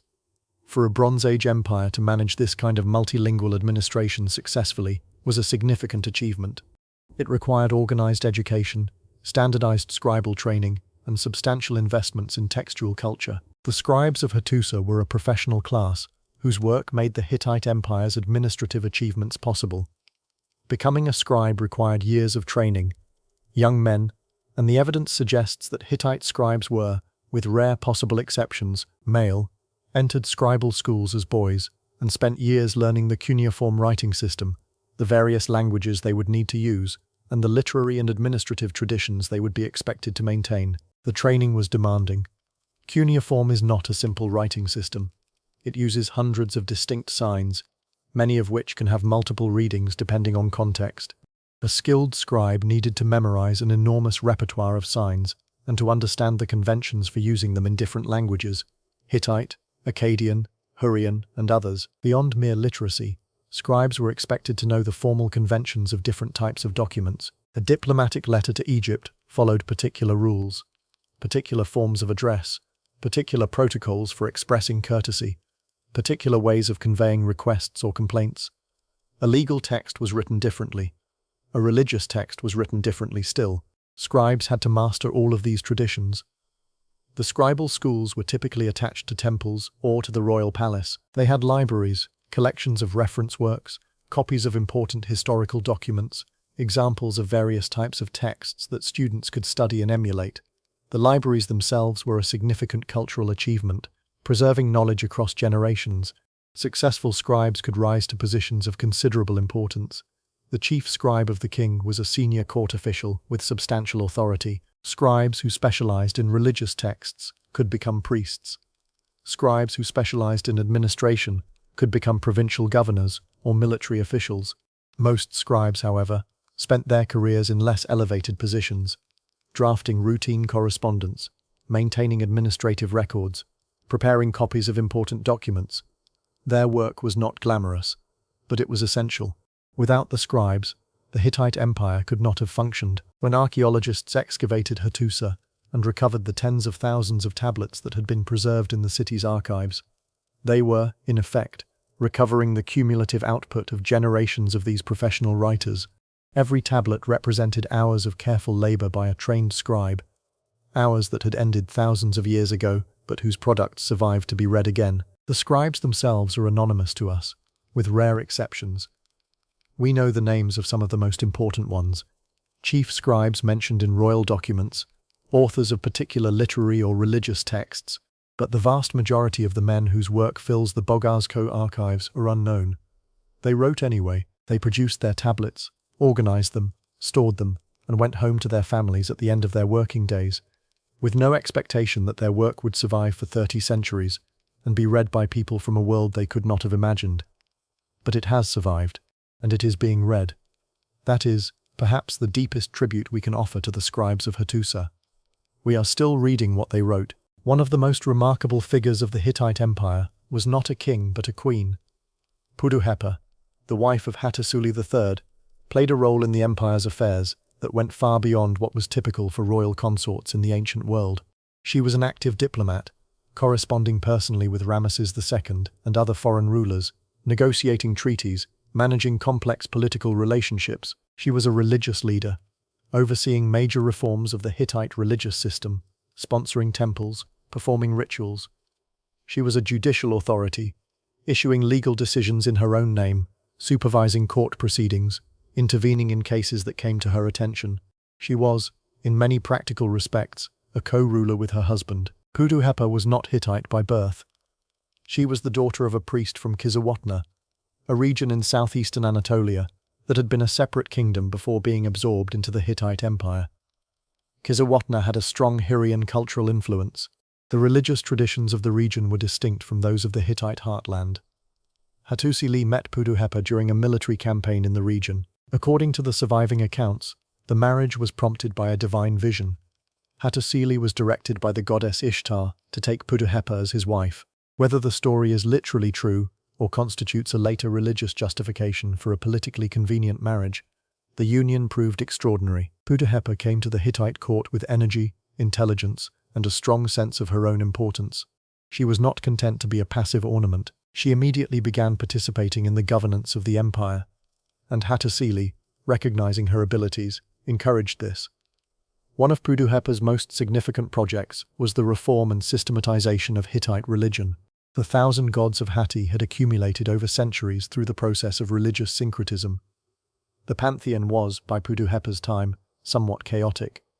Different temples honored different gods with different rituals. Local traditions varied. The religious calendar was complicated and sometimes contradictory. Putuhupa sponsored a comprehensive review of religious practice. Texts were collected, compared, and standardized. Rituals were systematized. The relationships between different deities were clarified, sometimes through the identification of one god with another, sometimes through the recognition that different names referred to the same divine being. The Hittite religion that emerged from these reforms was more coherent and more organized than what had existed before. It was also, to some extent, more Hurrian, reflecting Putuhepa's own background and her conviction that the religious traditions of her homeland had valuable elements to contribute. This was not merely an exercise in priestly bookkeeping. It was a profound cultural project that shaped how Hittites thought about their gods, their rituals, and their relationship with the divine for the remainder of the empire's existence. Putuhepa's most visible role in international affairs came through her direct correspondence with Ramesses II of Egypt. After the Peace of Kadesh was signed, the relationship between Egypt and the Hittite Empire required ongoing diplomatic management. Issues constantly arose: border disputes, the treatment of merchants, the extradition of refugees, dynastic marriage proposals. Putuhepa engaged in this diplomacy personally. She wrote letters to Ramesses, to his queens, to Egyptian officials. She was treated with the respect due to a co-ruler. One particularly fascinating exchange involved a proposed marriage between Ramesses and one of Putuhepa and Hattusili's daughters. The negotiations were complex and protracted. Putuhepa drove a hard bargain, demanding lavish bride gifts, insisting on assurances about how her daughter would be treated, refusing to be rushed by Ramesses' impatience. In one letter, when Ramesses complained about delays, Putuhepa responded with what amounted to controlled royal annoyance. She pointed out that the Hittite court had been managing complex international affairs, while Ramesses was apparently more focused on collecting his bride. She suggested that he could afford to wait a little longer. This was not the language of a deferential consort. It was the language of an equal, addressing another monarch on terms of full diplomatic parity. The marriage eventually took place. The Hittite princess traveled to Egypt with great ceremony, accompanied by an enormous dowry and an extensive retinue. She became one of Ramesses' official queens. The fact that the marriage happened at all was, in itself, a significant achievement. A Hittite princess on an Egyptian throne. The two great empires of the ancient Near East, joined by a dynastic bond. It was a remarkable diplomatic triumph for Putuhepa and her husband. Putuhepa lived to be very old by ancient standards, possibly into her 80s or 90s. She outlived her husband, continuing as queen mother during the reign of her son, Tutalia IV. She remained influential in the empire's affairs until the end of her long life. She is one of the most extensively documented women from the ancient world. Her letters survive. Her religious texts survive. Her seal impressions are found across the empire. The picture that emerges from these sources is of a remarkable individual, intelligent, ambitious, religiously serious, politically astute, and absolutely uninterested in the limitations that her gender might have imposed in a different culture. The Hittite Empire produced great kings. It also produced this extraordinary queen. Both deserve to be remembered. We have already discussed Queen Putuhepa, the remarkable wife of Hattusili III, who functioned as a co-ruler of the empire. But Putuhepa was not in fact unique in her prominence. The status of women in the Hittite world was, by the standards of the ancient Near East, distinctively elevated. Let us spend some time understanding why. The Hittite Empire had a formal institution called the twentieth, a title that translated approximately to queen, but that carried considerably more political weight than the equivalent titles in most contemporary societies. The twentieth was not simply the wife of the current king. She was a distinct office, with her own staff, her own economic resources, and her own political authority. The twentieth often outlived the king to whom she had been married, and she retained her status and her influence even after his death. This created some interesting dynamics. A new king came to the throne, but his mother, the previous king's wife, often remained as twentieth. The new king's own wife became, technically, the wife of the king, but did not automatically become twentieth. The previous twentieth could remain in her position for years, exercising her own authority alongside, or even in tension with the new royal couple. These arrangements sometimes produced political conflict. Several Hittite kings found themselves in disputes with the twentieth, who outlived their fathers. Mursili II, in his plague prayers, mentions one such dispute, accusing his stepmother of various crimes and ultimately exiling her from the court. The fact that such conflicts could happen at all reveals the genuine political significance of the Tawanana office.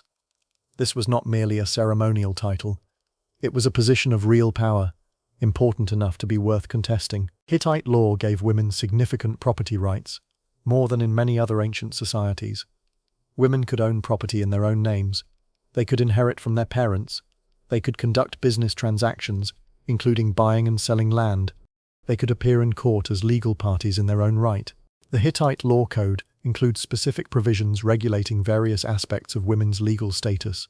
Provisions concerning dowry, divorce, the treatment of widows, the rights of women whose husbands were absent on military campaigns or for other reasons.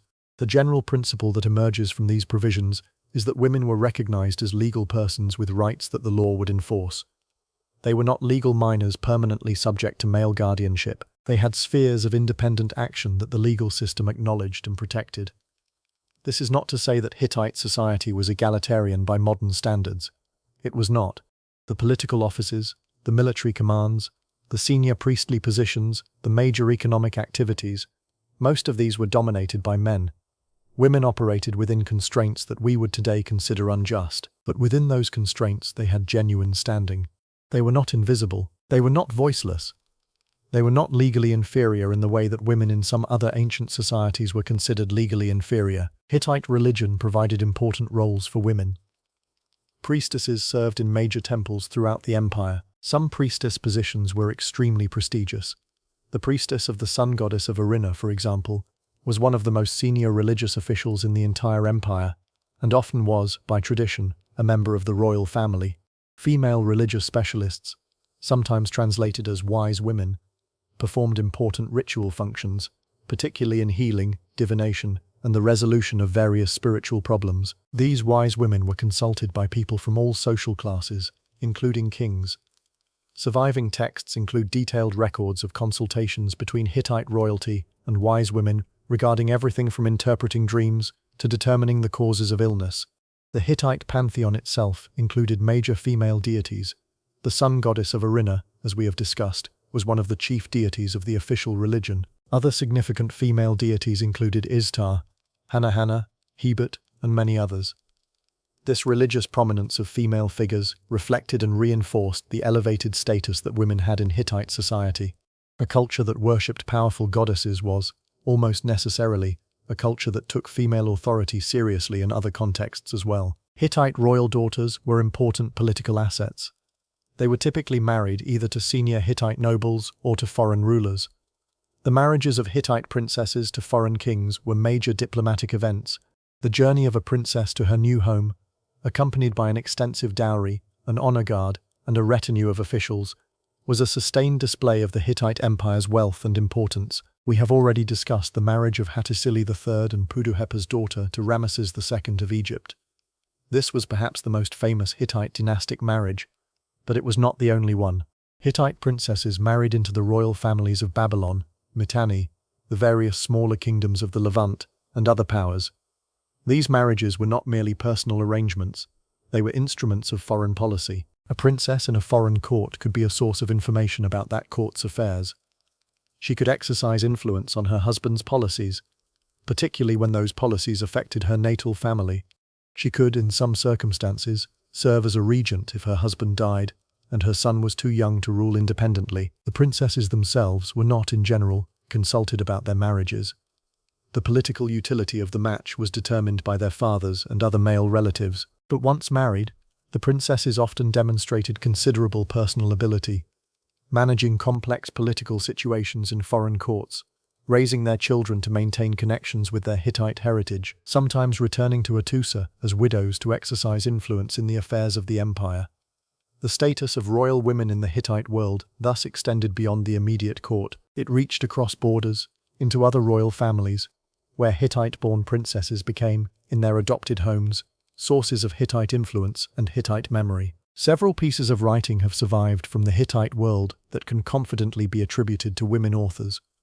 The most extensive are letters from queens, particularly Puduhepa, whose diplomatic correspondence with Ramesses II we have already discussed. These letters reveal not only the political content of the queen's diplomacy, but also something of their personal voices, their characteristic styles of address, their patterns of argument, their ways of conveying displeasure or approval. Religious texts attributed to women, particularly hymns and prayers composed by queens for ritual use, also survive in significant numbers. These texts demonstrate that royal women were not merely supervising religious practice, but actively contributing to its literary and intellectual development. Personal letters from non-royal women, wives of officials, members of the extended royal family, women managing households in the king's absence, provide glimpses of more ordinary female experience. These letters discussed family matters, household management, the welfare of children, the small concerns of daily life. Taken together, these surviving texts give us, if not a complete picture of Hittite women's lives, at least a far more substantial picture than we have for women in many other ancient societies. The Hittites took writing seriously. They preserved what was written, and what was written sometimes was written by women, and was deemed worthy of preservation. This is not a small thing. The voices of ancient women are rare precisely because they were so often considered unworthy of recording, copying, or preserving. The Hittite world, by contrast, considered female voices important enough to preserve. 3,000 years later, we can still hear them. The reign of Tudhaliya IV, son of Hattusili III and Puduhepa, ruling approximately 1237 to 1209 BC, was the last truly successful period of the Hittite Empire. Tudhaliya was a competent king. He continued the policies established by his parents, maintaining the peace with Egypt, managing relations with the other great powers, expanding Hittite influence where possible, defending the empire's frontiers against threats from various directions. But the empire he ruled was under increasing strain. Several long-term trends were eroding the Hittite Empire's position. Some of these trends had been developing for generations. Some were new.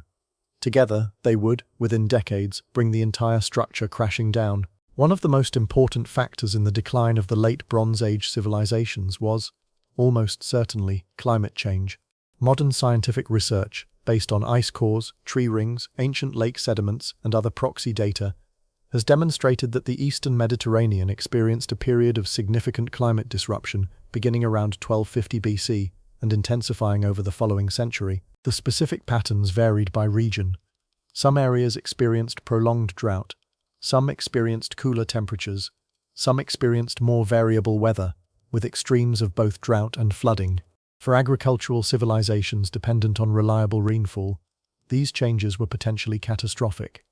The Hittite Empire, based in central Anatolia, where agriculture was already marginal in the best of times, was particularly vulnerable. We have direct evidence of food shortages in the late Hittite Empire. Hattusili III and Tudhaliya IV both wrote to Egypt requesting grain shipments to relieve famine in Hittite territory. Ramesses II responded by sending substantial quantities of Egyptian grain northward, a remarkable instance of one great power assisting another with food aid. But Egyptian generosity could not solve the underlying problem. The climate was changing. The harvests were becoming less reliable. The population that the empire could feed was declining. A second long-term pressure was a phenomenon that historians call the Sea Peoples. This is a label, not a specific identity. The Sea Peoples were not a single ethnic group. They were a loose category of migrant and raider groups, some originating from the Aegean, some from the Balkans, some from Anatolia itself, some from regions further west. What they shared was movement. They were peoples who had been uprooted from their original homelands and who were moving, sometimes peacefully and sometimes violently, into new regions. The reasons for this great movement are debated. Climate change probably played a role. Internal conflicts in the Aegean world, including, possibly, the collapse of the Mycenaean civilization that produced the legendary Trojan War, contributed. Population pressures, food shortages, political instability in various regions all combined to set people in motion. The Sea Peoples raided coastal areas across the eastern Mediterranean. They attacked Egypt repeatedly during the reigns of Merneptah and Ramesses III. They attacked the wealthy coastal cities of the Levant. They attacked the Hittite Empire's southern coast. For a maritime empire, and the Hittites had become increasingly dependent on Mediterranean trade by the late Bronze Age, these raids were devastating. A third source of strain was internal. The Hittite Empire was not a homogeneous state. It was a complex assemblage of subject territories, vassal kingdoms, allied states, and directly controlled provinces. Holding this assemblage together required constant attention, diplomatic management of vassal relationships, military intervention when subject peoples rebelled, careful negotiation with semi-independent allies. As the empire faced external pressures from climate change and the sea peoples, it also faced increasing internal strain. Vassal states grew restive, border regions became more difficult to control, rebellions occurred more frequently. Tudhaliya IV spent significant resources suppressing revolts in western Anatolia and elsewhere. His successors would face even more frequent and serious uprisings. The empire was not collapsing, not yet, but the foundations were being undermined. Tudhaliya IV is associated with one of the most enigmatic and beautiful Hittite monuments, the rock sanctuary of Yazili Kaya, near Hattusa. Yazili Kaya is an open-air religious complex carved into a natural rock formation just outside the capital. Its walls are covered with reliefs depicting deities, the entire pantheon of the Hittite religion, arranged in processions, with names carefully inscribed beside each figure. The site is extraordinary. The carvings have survived for over 3,000 years, weathered but still clearly visible. They provide modern scholars with an invaluable visual record of the Hittite religious system as it existed in the late 13th century BC.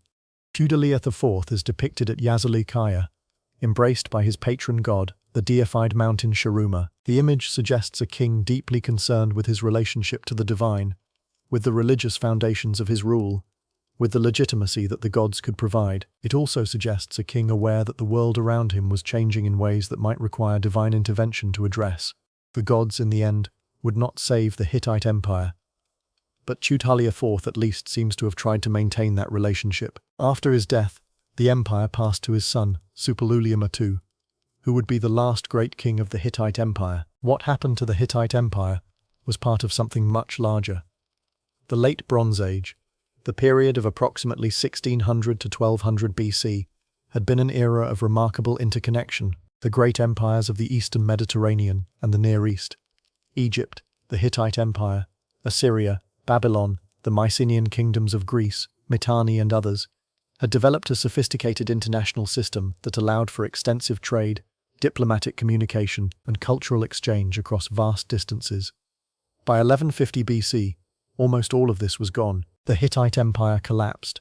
The Mycenaean civilization collapsed. Most of the great cities of the Levant were destroyed or abandoned. Trade networks shattered. Writing disappeared in many regions for centuries. The international system that had taken centuries to build evaporated in a few decades. Historians call this the Late Bronze Age collapse. It is one of the most dramatic and consequential transformations in human history. An entire interconnected civilization ended, and it took thousands of years for some regions to recover the level of complexity they had reached before the collapse. The exact causes of the Bronze Age collapse have been debated for over a century. There is no single agreed explanation. Most modern historians believe that multiple factors converged to produce the disaster, and that none of those factors, individually, would have been sufficient.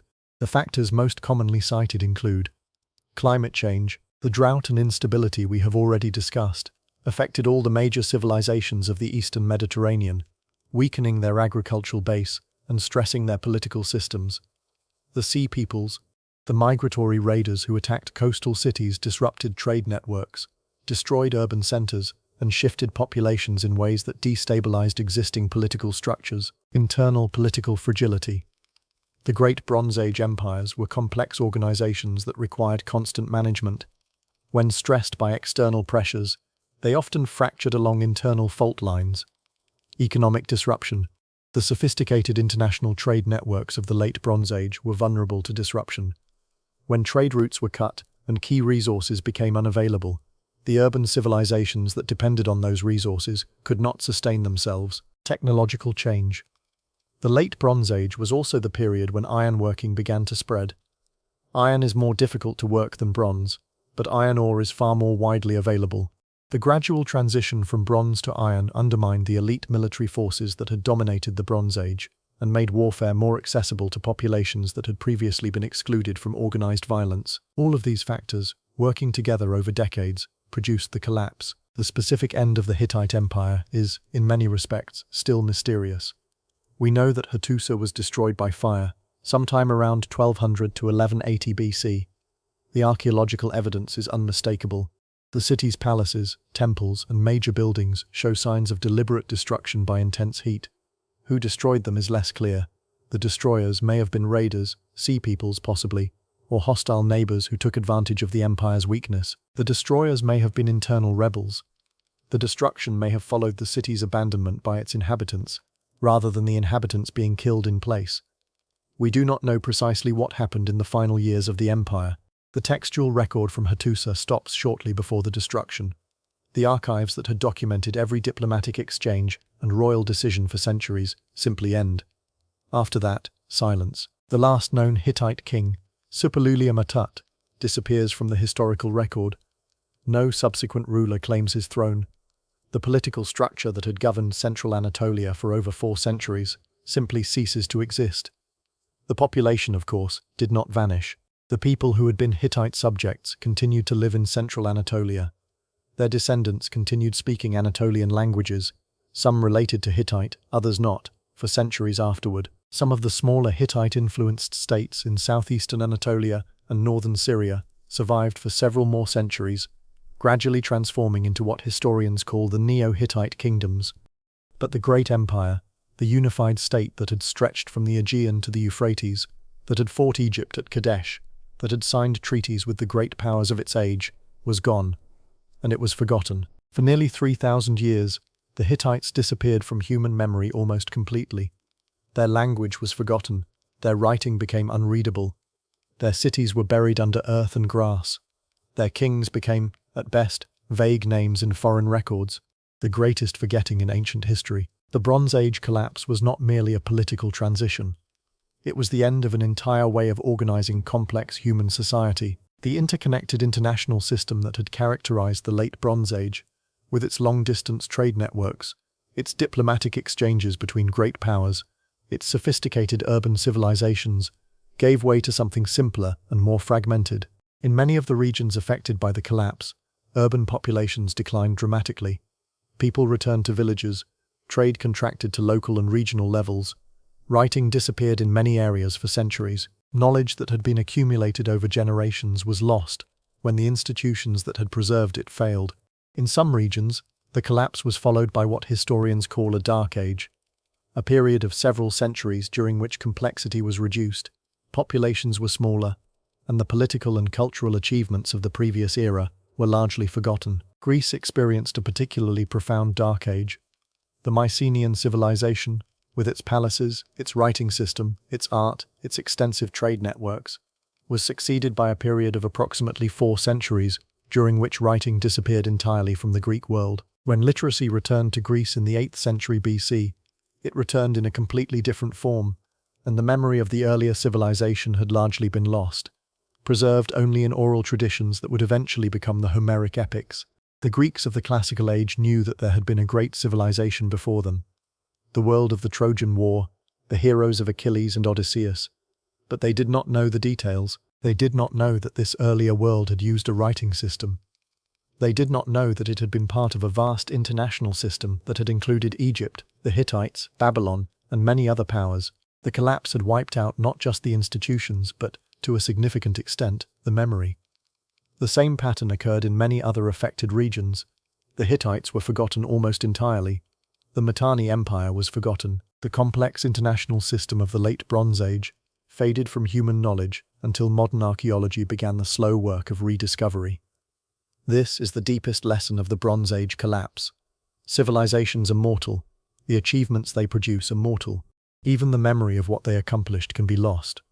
What survived through the collapse was not the great institutions but the small ones, families, villages, local religious traditions, languages spoken in households, even when literacy disappeared from the wider world. The cultural elements that were embedded in everyday life proved more durable than the elaborate structures of empire. There is, in this, both a warning and a consolation. The warning is that no civilization is permanent, that what seems eternal can vanish within the span of a few generations. The consolation is that what is genuinely fundamental in human life, the bonds between people, the practices that sustain communities, the languages and stories that families pass to their children, can survive even when empires fall. The Hittite Empire is gone. The Hittite civilization, in its imperial form, is gone. But the long human work of building, losing, and rebuilding continues, in ways that are sometimes connected to the Hittites and sometimes not. The the broader story of human civilization moves forward. The Bronze Age collapse was not the end of the world. It was the end of one world. Another world would eventually emerge, different in many ways from what had come before, but still recognizably continuous with it in some respects. The work of being human goes on. The collapse of the Hittite Empire remains one of the great mysteries of ancient history. We have discussed the broader context, the late Bronze Age collapse that affected most of the Eastern Mediterranean simultaneously. We have mentioned the various factors that probably contributed: climate change, the sea peoples, internal political stress, technological transitions, but the specific final days of the Hittite Empire, what actually happened in Hattusa during the final years, remain shadowed in considerable obscurity. Let us spend some time with what we do know, and with what we can reasonably reconstruct. The textual record from Hattusa essentially ends in the early 12th century BC. The latest dated texts we have come from the reign of Suppiluliuma-Tun, the last known great king of the Hittite Empire, who ruled from approximately 1207 BC until some point in the 1180s. Texts from his reign include diplomatic correspondence, religious documents, and administrative records that suggest the empire was still functioning, if under increasing strain. Suppiluliuma II conducted military campaigns. He fought naval engagements, apparently against sea peoples or other maritime raiders, in waters off Cyprus and along the coast of Anatolia. He commissioned religious monuments and inscriptions. He performed the traditional duties of a Hittite king. But the empire he ruled was clearly in trouble. His correspondence includes appeals for grain from Egypt and other regions. Appeals that, in the context of late Bronze Age climate change, suggest that the agricultural base of the empire was failing. His military campaigns suggest a strategic situation in which the Hittites were increasingly on the defensive, responding to threats rather than projecting power. And then the texts stop. The archives of Hattusa do not record the moment of the empire's end. We do not know exactly what Suppiluliuma II's last days were like. We do not know whether he died in battle, of disease, of old age, or by violence. We do not know whether he had successors who briefly continued to rule a diminished kingdom, or whether his death was effectively the end of the political structure he had inherited. Silence. What the texts cannot tell us, the archaeology partially can. The city of Hattusa shows clear evidence of destruction by fire. The destruction layer is consistent across multiple buildings. Palaces, temples, administrative complexes all show signs of intense heat that collapsed roofs, melted bronze fittings, and turned organic materials into ash. This destruction did not happen all at once, in the way that the destruction of a city by sudden military attack typically appears. The archaeological evidence suggests something more complex. Different parts of Hattusa appear to have been destroyed at slightly different times. Some buildings show evidence of having been deliberately stripped of their contents before being burned, implying that the inhabitants had time to organize a removal of valuables before the destruction occurred. Other buildings show no such evidence, suggesting more sudden destruction. The most plausible interpretation is that Hattusa was not destroyed in a single catastrophic event. It was destroyed over a period of weeks or months, perhaps even longer. The destruction may have involved multiple phases. The city may have been partially evacuated before the final destruction occurred. Who carried out the destruction is unclear. Various possibilities have been proposed. The Kaska peoples from the north, traditional enemies of the Hittites, may have taken advantage of the empire's weakened state to mount a major attack. There is some textual evidence for increased Kaska aggression in the final years of the empire. The sea peoples, sweeping across the eastern Mediterranean in the late 12th century BC, may have penetrated into the Anatolian interior. While the sea peoples are typically associated with coastal raids, some scholars have argued that they may have moved inland in significant numbers. Internal rebellion may have played a role. The empire's elite, the chariot-owning nobility, the priestly class, the royal family itself, may have been overthrown by their own subjects in a period of catastrophic social breakdown. Migration may have been the primary factor. Faced with crop failures and external pressures, the population of Hattusa may have simply abandoned the city in search of more sustainable conditions elsewhere. The fires may have been set after the abandonment by squatters or raiders who picked through what remained. Most likely, multiple factors operated together. The Hittite Empire did not fail because of a single cause. It failed because the combination of pressures it faced was too great for its existing institutions to manage. Even after Hattusa was destroyed and the central Hittite government ceased to function, the broader Hittite cultural world did not entirely disappear. In southeastern Anatolia and northern Syria, a number of smaller kingdoms continued to maintain Hittite traditions for several centuries after the fall of Hattusa. These are known to historians as the Neo-Hittite kingdoms. The Neo-Hittite states, including Carchemish, Tubal, Melid, and several others, preserved elements of Hittite religion, art, and political organization. They used the Luwian language, which had been spoken alongside Hittite during the imperial period. They produced inscriptions in Luwian hieroglyphic script. They built monuments that were recognizably descended from Hittite imperial styles. These Neo-Hittite kingdoms were never as powerful or as unified as the original Hittite Empire had been.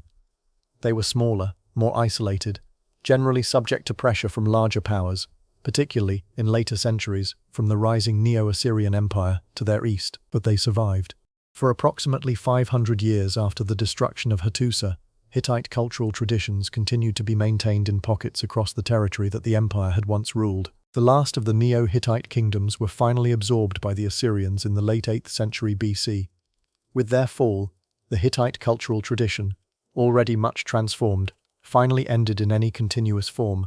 But the long survival of Neo-Hittite traditions reminds us of something important. Civilizations do not die instantly. Even when their central political structures fail, their cultural achievements can persist for generations in modified forms, in marginal areas, in the memories and practices of communities that maintain old ways while the world around them changes. The Hittite civilization had a long twilight. The light faded slowly, in some places, before final darkness came. We have mentioned the Neo-Hittite kingdoms briefly. They deserve more attention than that, because the story of the Neo-Hittite kingdoms, the small successor states that maintained Hittite cultural traditions for centuries after the fall of Hattusa, is one of the most poignant chapters in ancient Near Eastern history. When the central Hittite government collapsed in the early 12th century BC, the destruction was not uniform across the entire territory of the former empire. The central Anatolian heartland, the area around Hattusa, appears to have been most thoroughly affected. The capital was destroyed. The political structures associated with the imperial government ceased to function. The population apparently declined significantly, but in the southern and southeastern parts of the former empire, in northern Syria and southeastern Anatolia, the disruption was less catastrophic. Local rulers, who had operated as Hittite vassals or as local governors, continued to function. The urban centers in these regions remained inhabited. The cultural traditions associated with the Hittite imperial period continued to be maintained. The most important of these surviving centers was Carchemish, a major city on the upper Euphrates River, in territory that the Hittites had conquered from Mitanni during the great expansion of Superlulium.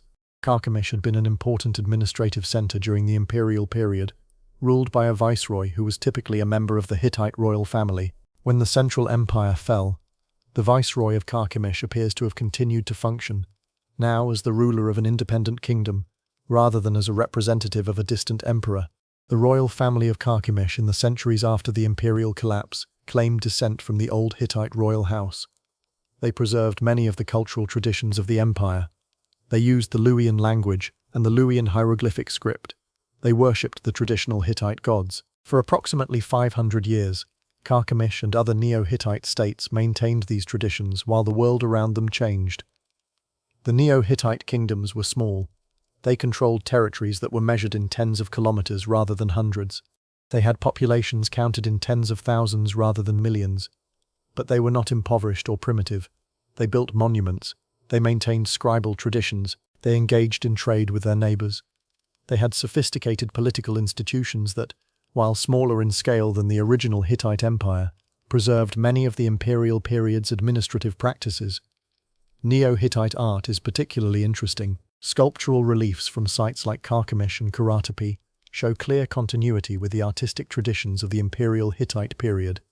Distinctive figural styles, characteristic religious imagery, similar conventions for depicting kings, gods, and important events. But there were also new elements. The Neo-Hittite kingdoms interacted with their neighbors, the Arameans, the Phoenicians, the resurgent Assyrians, and others. Influences from these neighboring cultures appear in Neo-Hittite art and material culture. The Neo-Hittite world was not a static preservation of imperial traditions. It was a dynamic culture that maintained inherited elements, while also absorbing new influences. The Luwian language continued to be used for inscriptions throughout the Neo-Hittite period. The Luwian hieroglyphic script, distinct from the cuneiform script that had been used during the imperial period, became the standard medium for monumental inscriptions in the Neo-Hittite kingdoms. Hundreds of these inscriptions survive, providing modern scholars with valuable information about Neo-Hittite history, religion, and politics. The hieroglyphic script is itself fascinating. It is a writing system that uses pictorial signs to represent sounds and meanings, visually distinct from cuneiform, with characteristic forms that include human figures, animals, and abstract symbols. Decipherment of Luwian hieroglyphic was a major scholarly achievement of the 20th century, requiring decades of careful work by specialists in ancient writing systems. The greatest threat to the Neo-Hittite kingdoms came from the east. The Assyrian Empire, which had been one of the regional powers of the Bronze Age, recovered from the collapse more quickly than many of its neighbors. By the 10th century BC, Assyria was beginning to reassert its power. By the 9th and 8th centuries, the Neo-Assyrian Empire had become the dominant military force in the Near East. The Assyrians were systematic conquerors. They were also brutally effective at deterring resistance. Assyrian propaganda, preserved in royal inscriptions and reliefs that have survived in considerable quantity, emphasized the consequences of opposition to Assyrian power. Cities that resisted were destroyed. Populations were deported. Local rulers who failed to submit were impaled, flayed, or otherwise made into spectacular examples. This was deliberate policy, not gratuitous cruelty. The Assyrians wanted potential opponents to be terrified. They wanted resistance to seem hopeless. They wanted submission to seem like the rational choice. The strategy worked. Many states submitted to Assyrian rule without serious resistance, accepting vassal status and tribute obligations in preference to facing the Assyrian army in open battle. The Neo-Hittite kingdoms were among the targets of Assyrian expansion. One by one, they were brought under Assyrian control, first as tribute-paying vassals, then as directly administered provinces of the Assyrian Empire. Carchemish, the great cultural center of the Neo-Hittite world, was finally conquered by the Assyrian king Sargon II in 7170 BC. Its royal family was deposed. Its independence ended. The city continued to exist, but it became one Assyrian provincial center among many, no longer the heir of a great imperial tradition, simply a town in a foreign empire. With the fall of the last independent Neo-Hittite kingdoms in the late 8th century BC, the political tradition that traced its descent from the Hittite Empire ended definitively. The cultural traditions persisted for some time. Luwian was still spoken in parts of Anatolia for centuries after Carchemish fell, but the institutional framework that had maintained Hittite identity since the days of Suppiluliuma was gone. After the fall of the Neo-Hittite kingdoms, the memory of the Hittites faded rapidly in the wider Near Eastern world. A few faint traces persisted. The Hebrew Bible, compiled over centuries from earlier traditions, retained references to a people called the Hittites, as one of the groups that had lived in Canaan before the Israelite arrival. The Bible also mentioned the kings of the Hittites as significant powers, often grouped with the Egyptians and other major rulers. These biblical references, preserved in a text that continued to be read for thousands of years across multiple religious traditions, were essentially the only memory of the Hittites that survived in widely accessible form throughout the medieval and early modern periods. For everyone who read the Bible, the Hittites were a name. They had existed. They had been important enough to be remembered in Scripture. But their actual history, their language, their accomplishments, their place in the broader history of the ancient world, all of this was lost. When the rediscovery of the Hittites began in the 19th century, scholars used the biblical references as a starting point. They knew that the Bible mentioned the Hittites. They could see, in the unidentified ruins of central Anatolia, evidence of a substantial ancient civilization. The hypothesis that the unknown civilization might be the biblical Hittites was a reasonable starting point for investigation. The hypothesis turned out to be correct, though with significant complications. The biblical Hittites and the Hittites of the cuneiform tablets are clearly related, but the relationship is not straightforward. The biblical references probably reflect in part memories of the Neo-Hittite kingdoms and their inhabitants, rather than the original Hittite Empire. The Hittim of the Bible are more likely to be the descendants of the people who had lived in the Neo-Hittite states than the direct subjects of Suppiluliuma II and Hattusili III. But the essential identification was right. The biblical Hittites were the cultural descendants of the imperial Hittites. The Bible had preserved, however faintly, a memory of a great civilization that had otherwise been almost entirely forgotten. It is a small thing, a few mentions in scripture, preserved across 3,000 years through the religious traditions that valued the biblical text. But it was enough to provide a clue when modern scholars began to search for what had been lost. The Bible kept the Hittite name alive when nothing else did. The story of how the Hittites were rediscovered in the modern world is, in some ways, as remarkable as the story of their original civilization. It began with a Bible. The Hebrew Bible, Tanakh, Old Testament, contains numerous references to a people called Hittim or Hittites. They appear as one of the peoples inhabiting Canaan before the Israelite arrival. They appear in stories about Abraham, who purchased a burial cave from Ephron the Hittite. They appear in stories about David, whose loyal soldier Uriah the Hittite was killed at David's command so that David could marry Uriah's wife Bathsheba. For European and Middle Eastern scholars who studied the Bible during the medieval and early modern periods, the Hittites were one of many ancient peoples mentioned in Scripture whose historical reality was assumed but not directly verified. There was no archaeology in those centuries, no excavated tablets, no rediscovered ruins. The Hittites were a name in a book. That began to change in the early 19th century. In 1834, the French archaeologist and explorer Charles Texier was traveling through central Turkey. He had been told by local people about extensive ancient ruins near the village of Boğaz. When he arrived at the site, he was astonished. The ruins were enormous. Massive defensive walls, gates flanked by colossal stone carvings, lions, sphinxes, a warrior god carved into a rock face. Foundations of monumental buildings spread across multiple hills. Texier did not know what civilization had built these ruins. He thought, initially, that they might be a Roman or Byzantine fortress. They were not. They were far older and far more mysterious. He published descriptions and drawings. Other travelers followed. Over the next several decades, additional Anatolian sites with similar monumental ruins were identified. At Yazılukaya, at Alakahöyük, at Karkamış, at other locations across central and southeastern Turkey. The ruins shared certain features, distinctive sculptural styles, similar architectural elements, inscriptions in a writing system that no one could read. They clearly belonged to a single civilization. But what civilization? In 1880, the British scholar A.H. Sayce delivered a lecture at the Society of Biblical Archaeology in London, proposing that these ruins represented the lost civilization of the Hittites mentioned in the Bible. The hypothesis was controversial. Some scholars accepted it, others rejected it. The evidence was, at that point, suggestive rather than conclusive. What was needed was decipherment of the writing system. The Hittite writing system used the cuneiform script, the wedge-shaped writing that had originated in Mesopotamia thousands of years earlier. By the late 19th century, scholars had successfully deciphered the major Mesopotamian languages written in cuneiform, Sumerian and Akkadian. They could read inscriptions in those languages. But the Hittite cuneiform texts were not in Sumerian or Akkadian. They were in a different language, an unknown language, a language with vocabulary that seemed completely unfamiliar. The breakthrough came through systematic excavations at Boğaz, beginning in 1906, conducted by a German team under the direction of Hugo Winkler. The excavations were extraordinary. They uncovered massive numbers of clay tablets, eventually over 30,000 of them, preserved in the destruction layers of the ancient city's archives. The tablets included texts in multiple languages, some in Akkadian, which scholars could already read, and many in the unknown language that had to be Hittite. The Akkadian texts provided crucial context.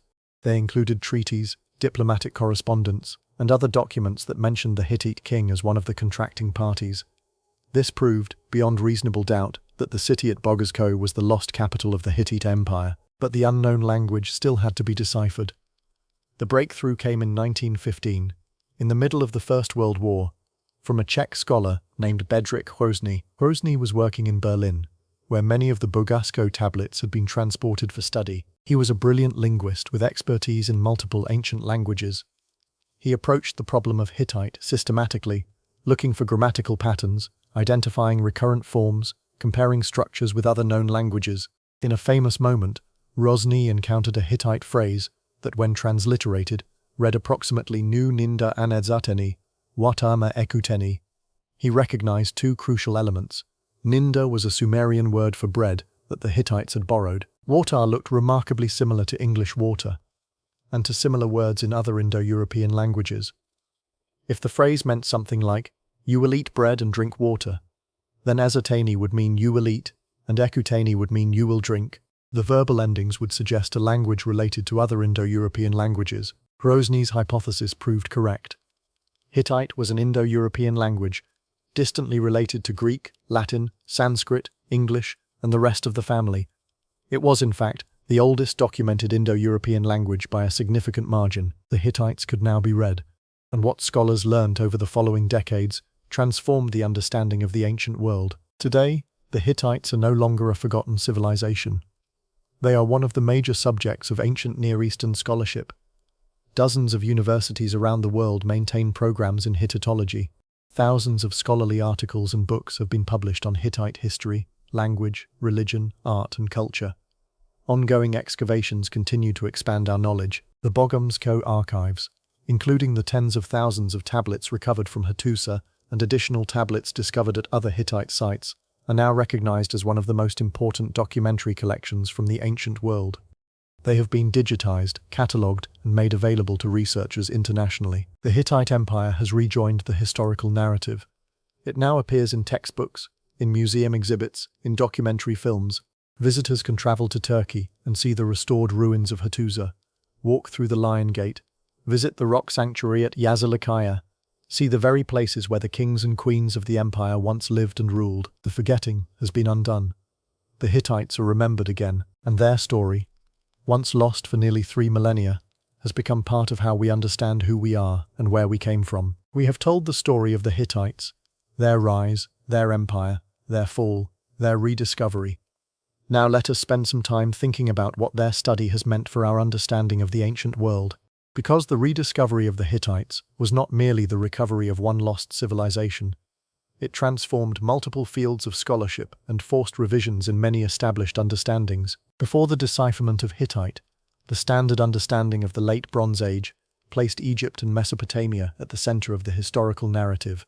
Other civilizations of the period were known to exist: the Mycenaeans of Greece, the various kingdoms of the Levant, the early Israelites. But the dominant powers were assumed to be the great river valley civilizations. The discovery of the Hittite Empire forced a major revision. The Hittites were demonstrably one of the great powers of the Late Bronze Age, operating at a level of military, diplomatic, and cultural sophistication comparable to Egypt and Babylon. They had built and maintained an empire that lasted for centuries. They had fought Egypt to a draw at one of the largest battles of the era. They had signed treaties with their fellow great powers as equals. This was not a peripheral civilization, it was a central one. The Late Bronze Age international system, properly understood, was not bipolar but multipolar, with several roughly equal great powers competing and cooperating across vast distances. The implications extended beyond simple recognition of an additional player. The Hittite Empire's existence changed how scholars understood other phenomena. The relationship between Egypt and the Levant looked different when you understood that Egypt was competing for influence in that region against a major rival empire to the north. The patterns of Mesopotamian history looked different when you understood that powerful states to the west were exerting influence on Mesopotamian affairs. The cultural history of the entire region looked different when you understood that influences and ideas were flowing in multiple directions across an interconnected world. The rediscovery of the Hittites, in other words, did not merely add a chapter to the existing history, it transformed the entire shape of Late Bronze Age scholarship. The impact of Hittite decipherment on Indo-European linguistics has been equally profound.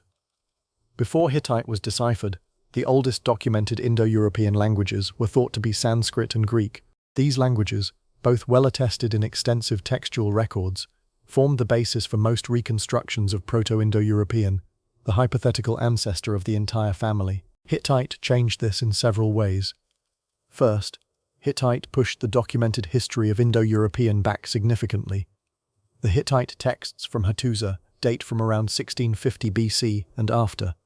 This is approximately 1,000 years earlier than the earliest substantial Sanskrit or Greek texts. Second, Hittite preserved linguistic features that had been lost in all the other documented branches of the family. The presence of these features in Hittite suggested that they had existed in Proto-Indo-European, but had been lost during the development of the other branches. This required significant revisions in how scholars reconstructed Proto-Indo-European. Third, The discovery of Hittite raised new questions about the historical relationship between the various Indo-European branches. Some scholars argued that Hittite represented an extremely early branching from the main Indo-European stock, possibly so early that it should be considered a sister of Proto-Indo-European rather than a daughter. This is now a major area of ongoing scholarly debate. The discoveries continued. Other Anatolian languages, Luwian, Palaic, Lydian, Lycian, Carian, Pisidian, were eventually identified as related to Hittite, forming an Anatolian branch of the Indo-European family. Many of these languages had been known to exist, but had not been understood as Indo-European until comparative work with Hittite established the connections. The Anatolian branch as a whole now appears to be among the earliest branches of Indo-European to have separated from the main stock. The implications for understanding the original Proto-Indo-European homeland, the roots of Indo-European expansion, and the relationships among the various daughter languages have been substantial. Modern Indo-European linguistics simply could not function in its current form without the data provided by Hittite and its Anatolian relatives. The decipherment of Hittite in 1915 was one of the most important single events in the history of historical linguistics. Hittite religion has also become an important resource for the comparative study of ancient Indo-European religions. The Hittite religious texts, myths, hymns, prayers, ritual instructions, provide detailed information about the religious practices of an Indo-European speaking people from a remarkably early period. Comparison of Hittite religious material with the religious traditions of other ancient Indo-European peoples has revealed patterns of similarity that suggest common inheritance from a Proto-Indo-European religious tradition. The storm god figure who fights and defeats a serpent, Tahana versus Iluyanka in the Hittite tradition, has parallels in other Indo-European mythologies. Zeus versus Typhon in Greek tradition, Indra versus Vritra in Vedic Indian tradition, Thor versus the Midgard serpent in Norse tradition. These parallels are not coincidences. They reflect, scholars argue, an inherited mythological pattern that goes back to the common ancestor of these traditions. The Hittite material is particularly valuable for this kind of comparative work because of its early date. The Hittite texts predate by many centuries the earliest substantial religious texts in most other Indo-European traditions. They provide, in effect, a glimpse of Indo-European religious thought at a stage closer to its origins than what we can recover from later traditions. This is delicate scholarly work. The methodological challenges of comparative religion are significant, but the contribution of Hittite material to our understanding of ancient religious systems has been substantial and continues to be productive. The rediscovery of the Hittites also affected biblical studies. As we have discussed, the biblical references to Hittites had been a source of puzzlement for biblical scholars in the centuries before the rediscovery. The Hittites mentioned in Scripture were known by name but seemed to lack any historical substance.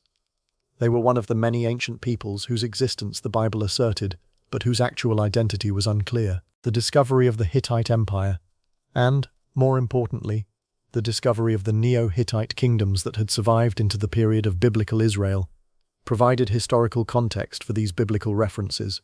The biblical Hittites could now be understood as part of a real cultural and political world that included the residual Hittite traditions of the Neo-Hittite kingdoms. More broadly, the discovery of Hittite legal traditions, religious practices, and political organization provided comparative material for understanding biblical institutions.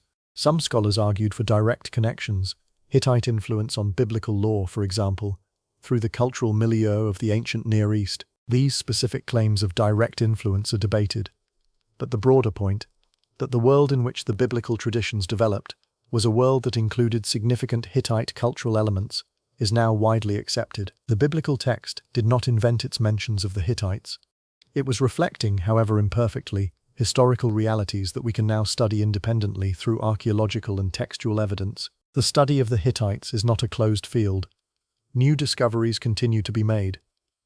Excavations at Hattusa and other Hittite sites continue, with new tablets and other materials being recovered each year. The decipherment of the previously poorly understood Anatolian languages continues to advance. New theoretical frameworks for understanding various aspects of Hittite civilization are being proposed and debated. Recent decades have seen particular advances in our understanding of Hittite religion, Hittite literature, the everyday life of ordinary Hittite people, the economic structures of the empire, and the relationships between the Hittites and their neighbors. The accumulated knowledge is now vast. There are major reference works on Hittite grammar, Hittite religion, Hittite history, Hittite art. There are databases that catalogue and provide access to the tens of thousands of texts that have been recovered. There are international conferences and academic journals devoted specifically to Hittitology. A civilization that was almost completely forgotten for 3,000 years has, in the space of just over a century since serious study began, become one of the major fields of ancient Near Eastern scholarship.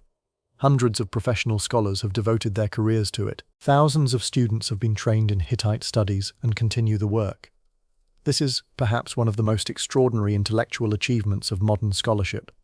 The recovery of a lost civilization, not merely as a curiosity or a historical detail, but as a coherent and well-documented subject of ongoing study. The Hittites are no longer forgotten. They are in fact better understood now than they have been at any time in the past 3,000 years. If you visit central Turkey today, you can travel to the ruins of Hattusa. The site is located near the modern village of Bogazkale in Çorum province, in the highlands of central Anatolia. It is not a difficult journey from major Turkish cities, a few hours by car from Ankara, the modern capital. Tour buses arrive regularly. The site is well marked and well maintained. Let us imagine, together, what you would see and experience if you made that journey. The approach to Hattusa is itself revealing. You drive through the rolling Anatolian countryside, fields of wheat and barley in summer, snow-covered ground in winter. The land is high. Hattusa sits at an altitude of approximately 1,000 meters. The air is thinner here than at sea level. The light has a particular quality, clear, sharp, with deeper shadows than you might expect. As you approach the site, you begin to see the topographic features that made Hattusa defensible. The hills rise more sharply. Rocky outcrops appear. The terrain becomes the kind of terrain that an army would have to fight to traverse. Not impossibly difficult, but difficult enough to favor defenders. The ruins themselves spread across a large area. Hattusa was a substantial city, and even now, 3,000 years after its destruction, the remains cover several square kilometers. You cannot see all of it from any single vantage point. You walk, or drive, between the major features, gradually building up a mental picture of the whole. The lower city of Hattusa, the part of the urban area that lay on the gentler ground at the foot of the higher hills, contains some of the most extensively excavated and visible ruins. The most impressive single structure in the lower city is the Great Temple, dedicated to the storm god and the sun goddess of Arina. We have mentioned this temple before. Walking through its ruins gives you a tangible sense of its scale. The temple complex covers approximately 3,000 square meters. The walls, the surviving foundations and lower courses, are massive, built from carefully cut stone blocks fitted together with remarkable precision. The main entrance opens onto a large courtyard. Beyond the courtyard, you can trace the floor plan of the inner chambers, the Holy of Holies where the cult statues of the deities once stood, the storage rooms where temple wealth was kept, the kitchens where ritual meals were prepared, the workshops where artisans produced objects for religious use. Walking through the temple, you can feel something of what it must have been like when it was in active use. The thick walls would have provided cool shadow on hot summer days. The high ceilings of the inner chambers would have created a sense of awe-inspiring scale. The smoke from offerings, the chanting of priests, the procession of officials performing the proper rituals, all of this would have been part of the temple's daily life. It is, of course, an empty shell now. The roof is gone. The cult statues are gone.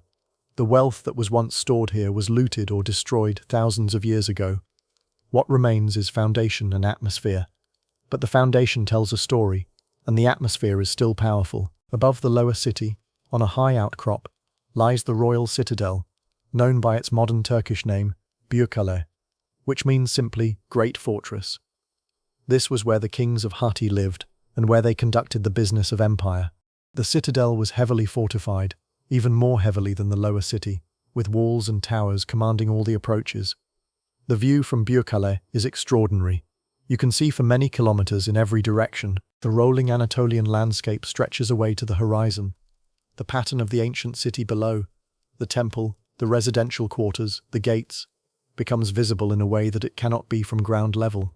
Standing on Büyükkale, you understand something about why the Hittite kings chose this place. The defensive advantages are obvious. The strategic position, overlooking the surrounding countryside, commanding the approaches from multiple directions, is exactly what a Bronze Age ruler would want. The site combines security with the kind of dominant elevation that signals royal authority to anyone who approaches. The buildings within the citadel, the palaces, the administrative complexes, the great archive rooms have been partially excavated. You can walk through the foundations of structures where Hittite kings once lived. You can see the rooms where the diplomatic correspondence with Egypt was drafted. You can stand in the spaces where the royal family conducted its ceremonies and made its political decisions. The archives of Hattusa, the great collections of tablets that have given us most of what we know about the Hittite Empire, were stored in this part of the city. Many of the rooms identified by archaeologists as archive spaces are still visible, though the tablets themselves have long since been removed to museums for study and preservation. Hattusa was protected by impressive defensive walls. The major entrances through these walls are some of the most striking remaining features of the site. The Lion Gate, on the southwestern side of the city, takes its modern name from the two enormous stone lions that flank the entrance. The lions are carved in high relief, emerging dramatically from the stone walls. Their mouths are open, their teeth bared. They were, and still are, intimidating. These lions were not merely decorative. They served, in Hittite religious thought, as protective figures, guardian spirits that warded off evil and ensured the safety of those who entered the city through this gate. They are also impressive examples of Hittite sculptural skill, demonstrating the technical capabilities of the artists who served the imperial court. The Sphinx Gate, on the southern side, features carved sphinxes, composite creatures with human heads and lion bodies. The original sphinxes have suffered significant damage over the centuries, but their forms are still visible. They served similar protective functions to the Lion Gate's lions. The King's Gate, on the southeastern side, takes its modern name from a famous relief figure, a warrior god or perhaps a king, carved into the inner face of the gateway. The original relief is now in a museum in Ankara, but a reproduction stands at the gate. The figure is tall, muscular, wearing a horned helmet, carrying a sword. He is one of the most iconic images of Hittite art. Walking through these gates today, you can imagine the processions that once passed through them. Ambassadors arriving from foreign courts, bearing gifts and credentials, returning armies, escorting prisoners and carrying booty. Religious processions, with priests and priestesses and sacred images moving in ceremony from one part of the city to another. The gates are silent now, but they are imposing. They impart, even in their ruined state, something of the dignity and authority that the Hittite Empire claimed for itself. A short distance from the main city of Hattusa lies Yazılıkaya, perhaps the most evocative single site associated with the Hittite Empire. Yazılıkaya is an open-air religious sanctuary, carved into a natural rock formation. The site is small compared to the great temple complex within the city, but it is artistically and religiously extraordinary. The walls of natural stone enclose two main chambers. The walls of both chambers are covered with carved reliefs depicting the deities of the Hittite pantheon. The figures are processional, gods on one side moving from left to right, goddesses on the other side moving from right to left, converging toward each other in the back of the chambers. Each figure is labeled with its name, carved in Hittite hieroglyphs alongside the figure itself. Scholars have used these labels to identify many of the deities and to reconstruct, in considerable detail, the structure of the Hittite religious system in the late 13th century BC. The most striking single figure at Yazılıkaya is the depiction of the king Tudhaliya IV, shown embraced by his patron deity, the deified mountain Sharuma. The image suggests intimate connection between the king and the god, with the god's arm around the king's shoulders in a posture of protection and approval. The figures at Yazılıkaya have weathered substantially over the 3,000 years since they were carved. Many details have been lost. Some figures are now almost invisible against the natural rock, but others remain remarkably clear, particularly in shaded sections where the carving has been protected from direct sun and rain. Walking through Yazılıkaya, you have a sense of intimacy with the Hittite religious world that the more monumental ruins of Hattusa cannot quite provide. The sanctuary is small. The figures are at eye level. You can stand close to them, study individual carvings, see the marks where ancient stoneworkers shaped the natural rock into religious imagery. This is sacred space. It has been sacred space for 3,000 years.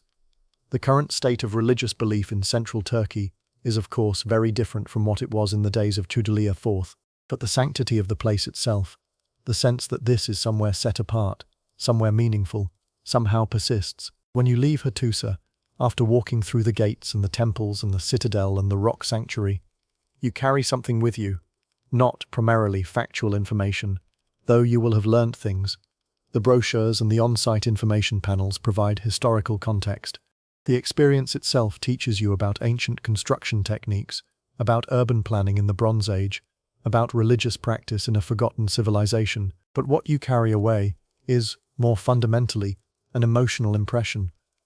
A sense of what it meant for a civilization to exist here, to plan and build a city of this scale, to carve these gates and these reliefs, to maintain archives and conduct diplomacy and worship gods and live ordinary lives in the spaces where you have just walked. The empire that built Hattusa is gone. The people who lived here are gone. The political and cultural achievements that organized this place have vanished into history. The buildings themselves are largely ruins, but the place remains, and when you stand where they stood, looking at what they made, you understand, in a way that no book can quite convey, what it means to say that a civilization existed. They were here. You are here now. That continuity, fragile and partial as it is a kind of memorial, not as grand as what they would have wanted, but not nothing either. The Hittites are remembered, in part because we visit the places where they lived. We walk through their gates. We stand in their sanctuaries. We notice, with our own eyes, what they built and what survives of it.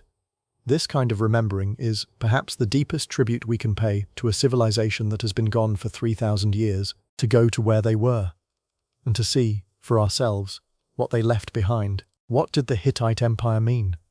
What was its significance? Why does it matter that this lost civilization was rediscovered, that its language was deciphered, that its history has been reconstructed? These are not idle questions. The Hittites have been gone for over 3,000 years. The political world they inhabited has no direct connection to ours. The languages they spoke are extinct or transformed beyond recognition. The gods they worshipped are no longer worshipped by anyone. Why does it matter? Several reasons, I think. First, the Hittites participated in, and helped to develop, a sophisticated international system that has lessons for our own world. The treaties, the diplomatic correspondence, the recognition of the sovereign equality of multiple great powers, the management of disputes through negotiation rather than warfare. These were achievements that took centuries to develop and that we sometimes assume are uniquely modern. They are not. The Treaty of Kadesh, 3,200 years old, established principles that have been rediscovered, reformulated, and re-implemented in every century since. The idea that great powers can coexist, that borders can be agreed and maintained, that refugees can be extradited under treaty, that mutual defense agreements can stabilize international relations, that diplomatic relationships can be maintained through the patient exchange of ambassadors and gifts. The Hittites and their contemporaries figured this out. We forgot it. We had to figure it out again. Their achievement deserves to be remembered. Second, the Hittites demonstrated a model of religious inclusivity that is striking in any historical period. The 1,000 gods of Hatti were not, primarily, the products of theological imagination. They were the result of political and cultural decisions to incorporate the religious traditions of conquered or allied peoples, rather than suppress them, to treat the gods of others as worthy of respect, rather than as targets for destruction. This was unusual in the ancient world. It is unusual in many periods. The conviction that one's own gods are the only true gods, and that all other gods must be eliminated, has been a powerful and destructive force throughout human history. The Hittites took a different approach. They added gods rather than subtracting them. They built temples for foreign deities rather than tearing them down. They acknowledged that divinity is too vast to be contained in any single tradition. This is not to romanticize the Hittites. They were a conquering empire. They subjected peoples to their political control, whether those peoples consented or not. They imposed tribute, extracted resources, demanded military service. They could be brutal, but in their religious practice, in the way they handled the spiritual traditions of the diverse peoples within their empire, they showed a generosity and a wisdom that has lessons for our own age. Third, the Hittites remind us how much can be lost. This is, in some ways, the most uncomfortable lesson. The Hittite Empire was one of the great powers of its world. It had cities, armies, archives, treaties with the most powerful neighbors. It had a complex bureaucracy, a sophisticated religious system, a rich literary and legal tradition. And it vanished so thoroughly that the world forgot it had existed. For nearly 3,000 years, the Hittite civilization was effectively dead. No one read its books, no one remembered its kings, no one spoke its language.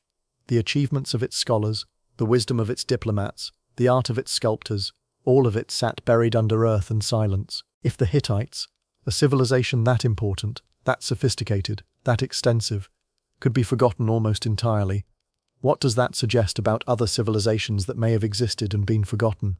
About the fragility of our own claims to permanence?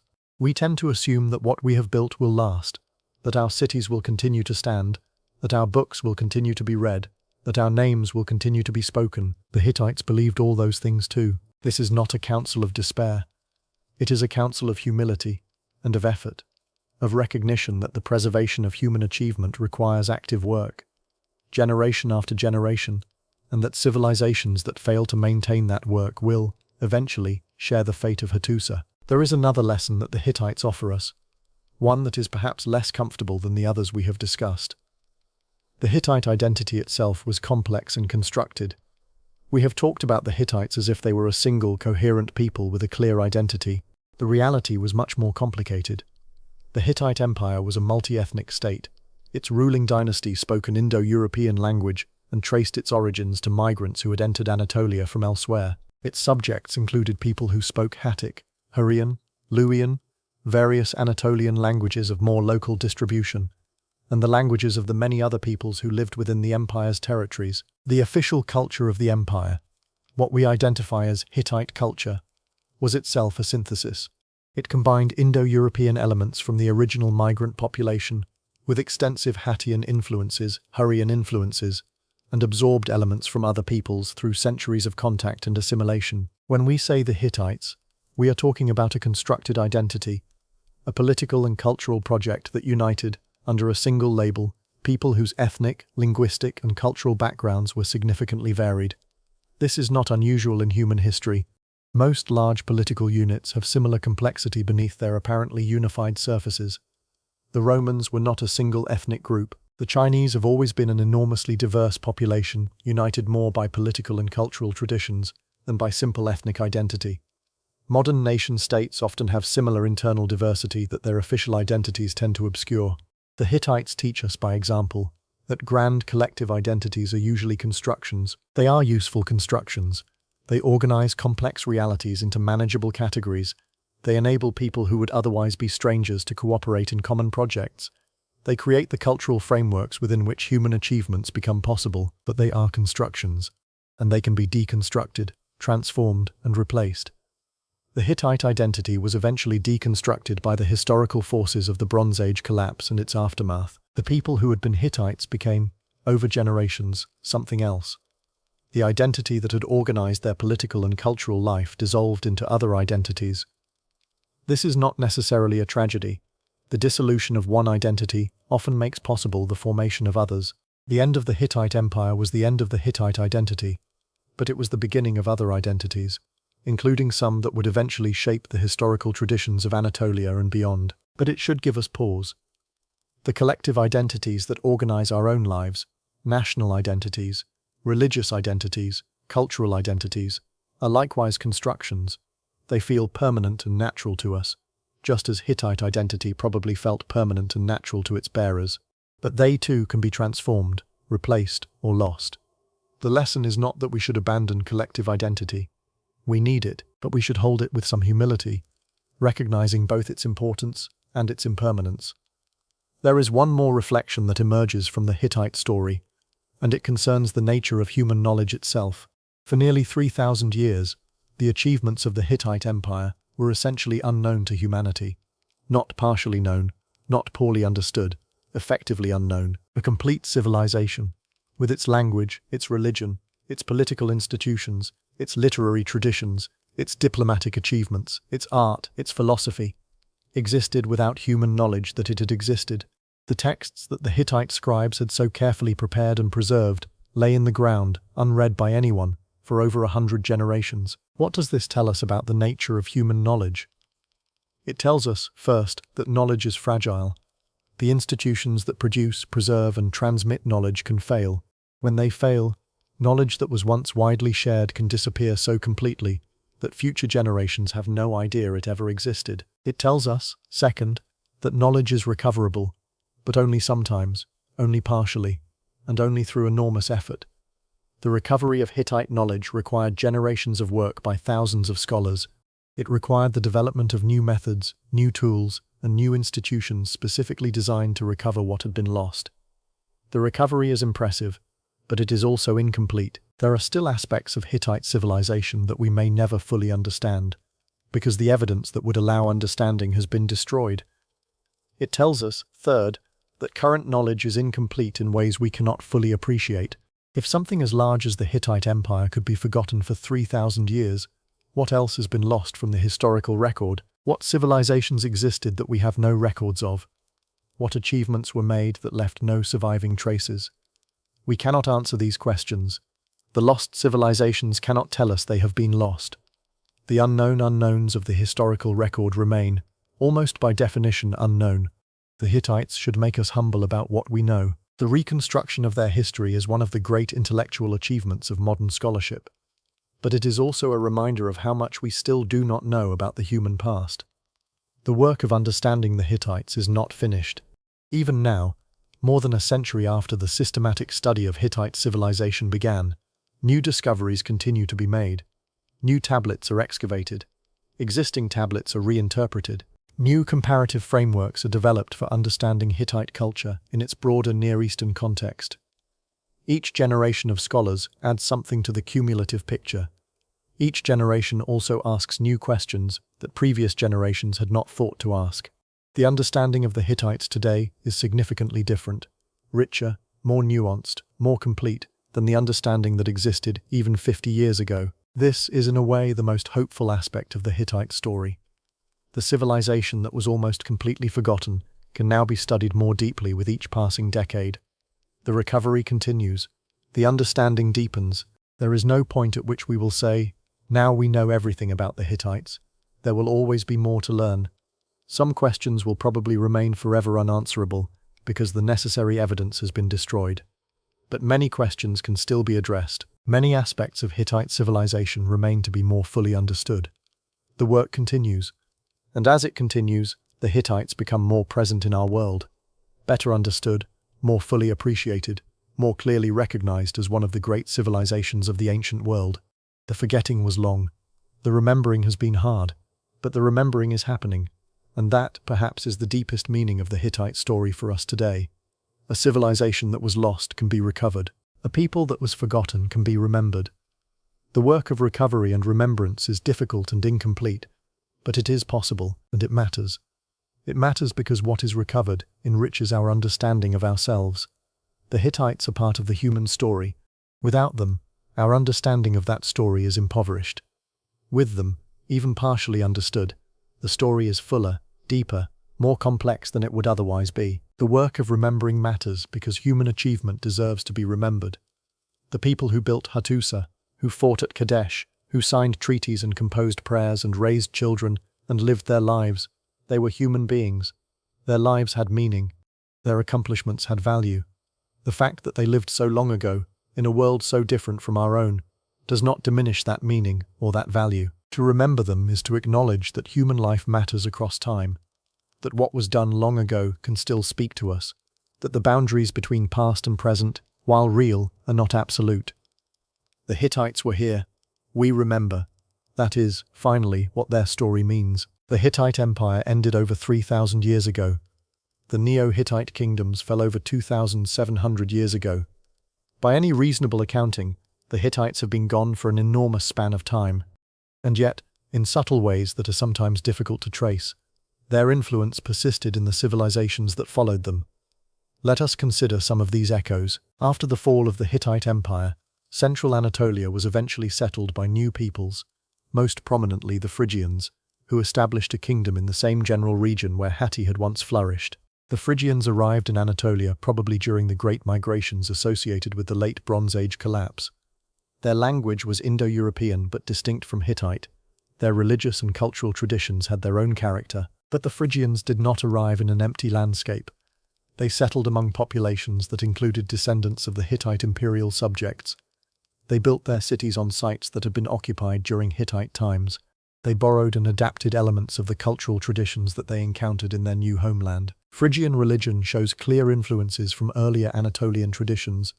including the worship of a great mother goddess whose cult has roots that almost certainly extend back through Hittite times to the older Hattitian goddesses. Phrygian artistic traditions show continuities with the artistic styles of the Hittite imperial and Neo-Hittite periods. Phrygian political institutions echo, in modified form, some of the practices of earlier Anatolian states. The connections are not always direct or easily traced.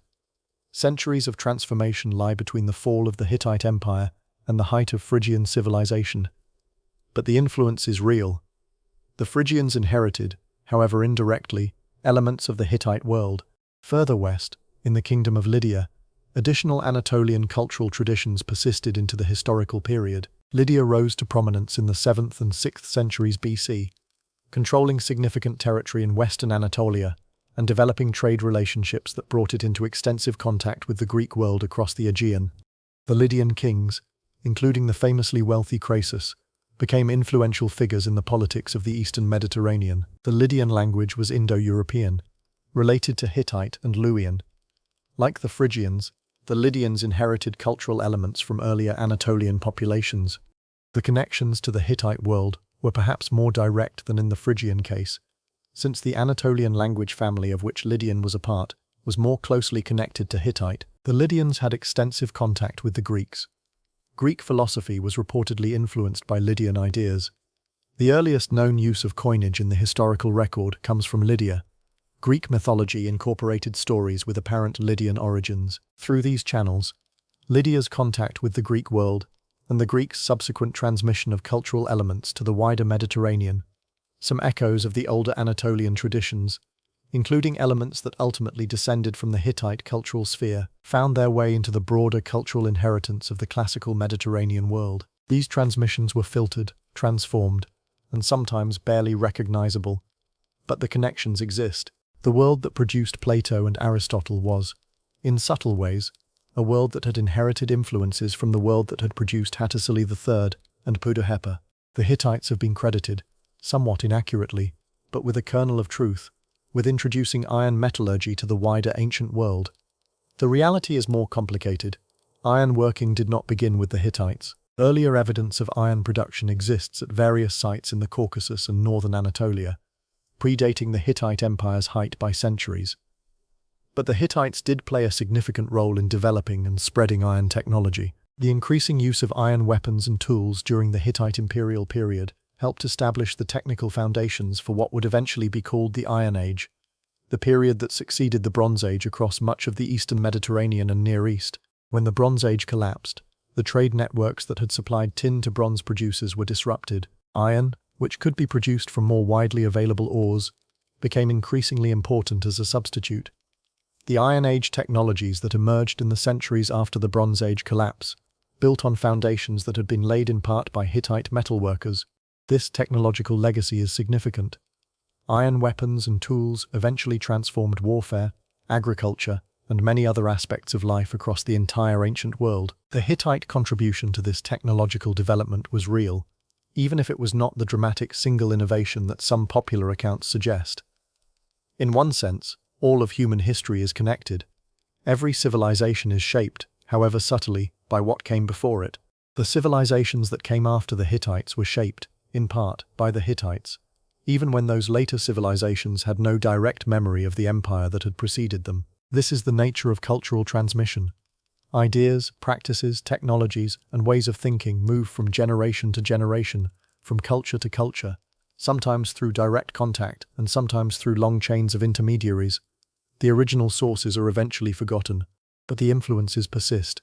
The Hittite Empire lives on, in this diffused and indirect way, in many aspects of the civilizations that followed it, in Anatolian traditions that continued into Greco-Roman times, in Iron Age technologies that shaped subsequent millennia, in diplomatic concepts that became part of the basic vocabulary of international relations, in religious patterns that influenced later Mediterranean and Near Eastern faiths. We cannot always trace these influences precisely. The chains of transmission are too long, and the historical evidence too fragmentary. But the influences are real. The Hittites are not, in the deepest sense, gone. They live on, transformed beyond recognition, in the worlds that came after them.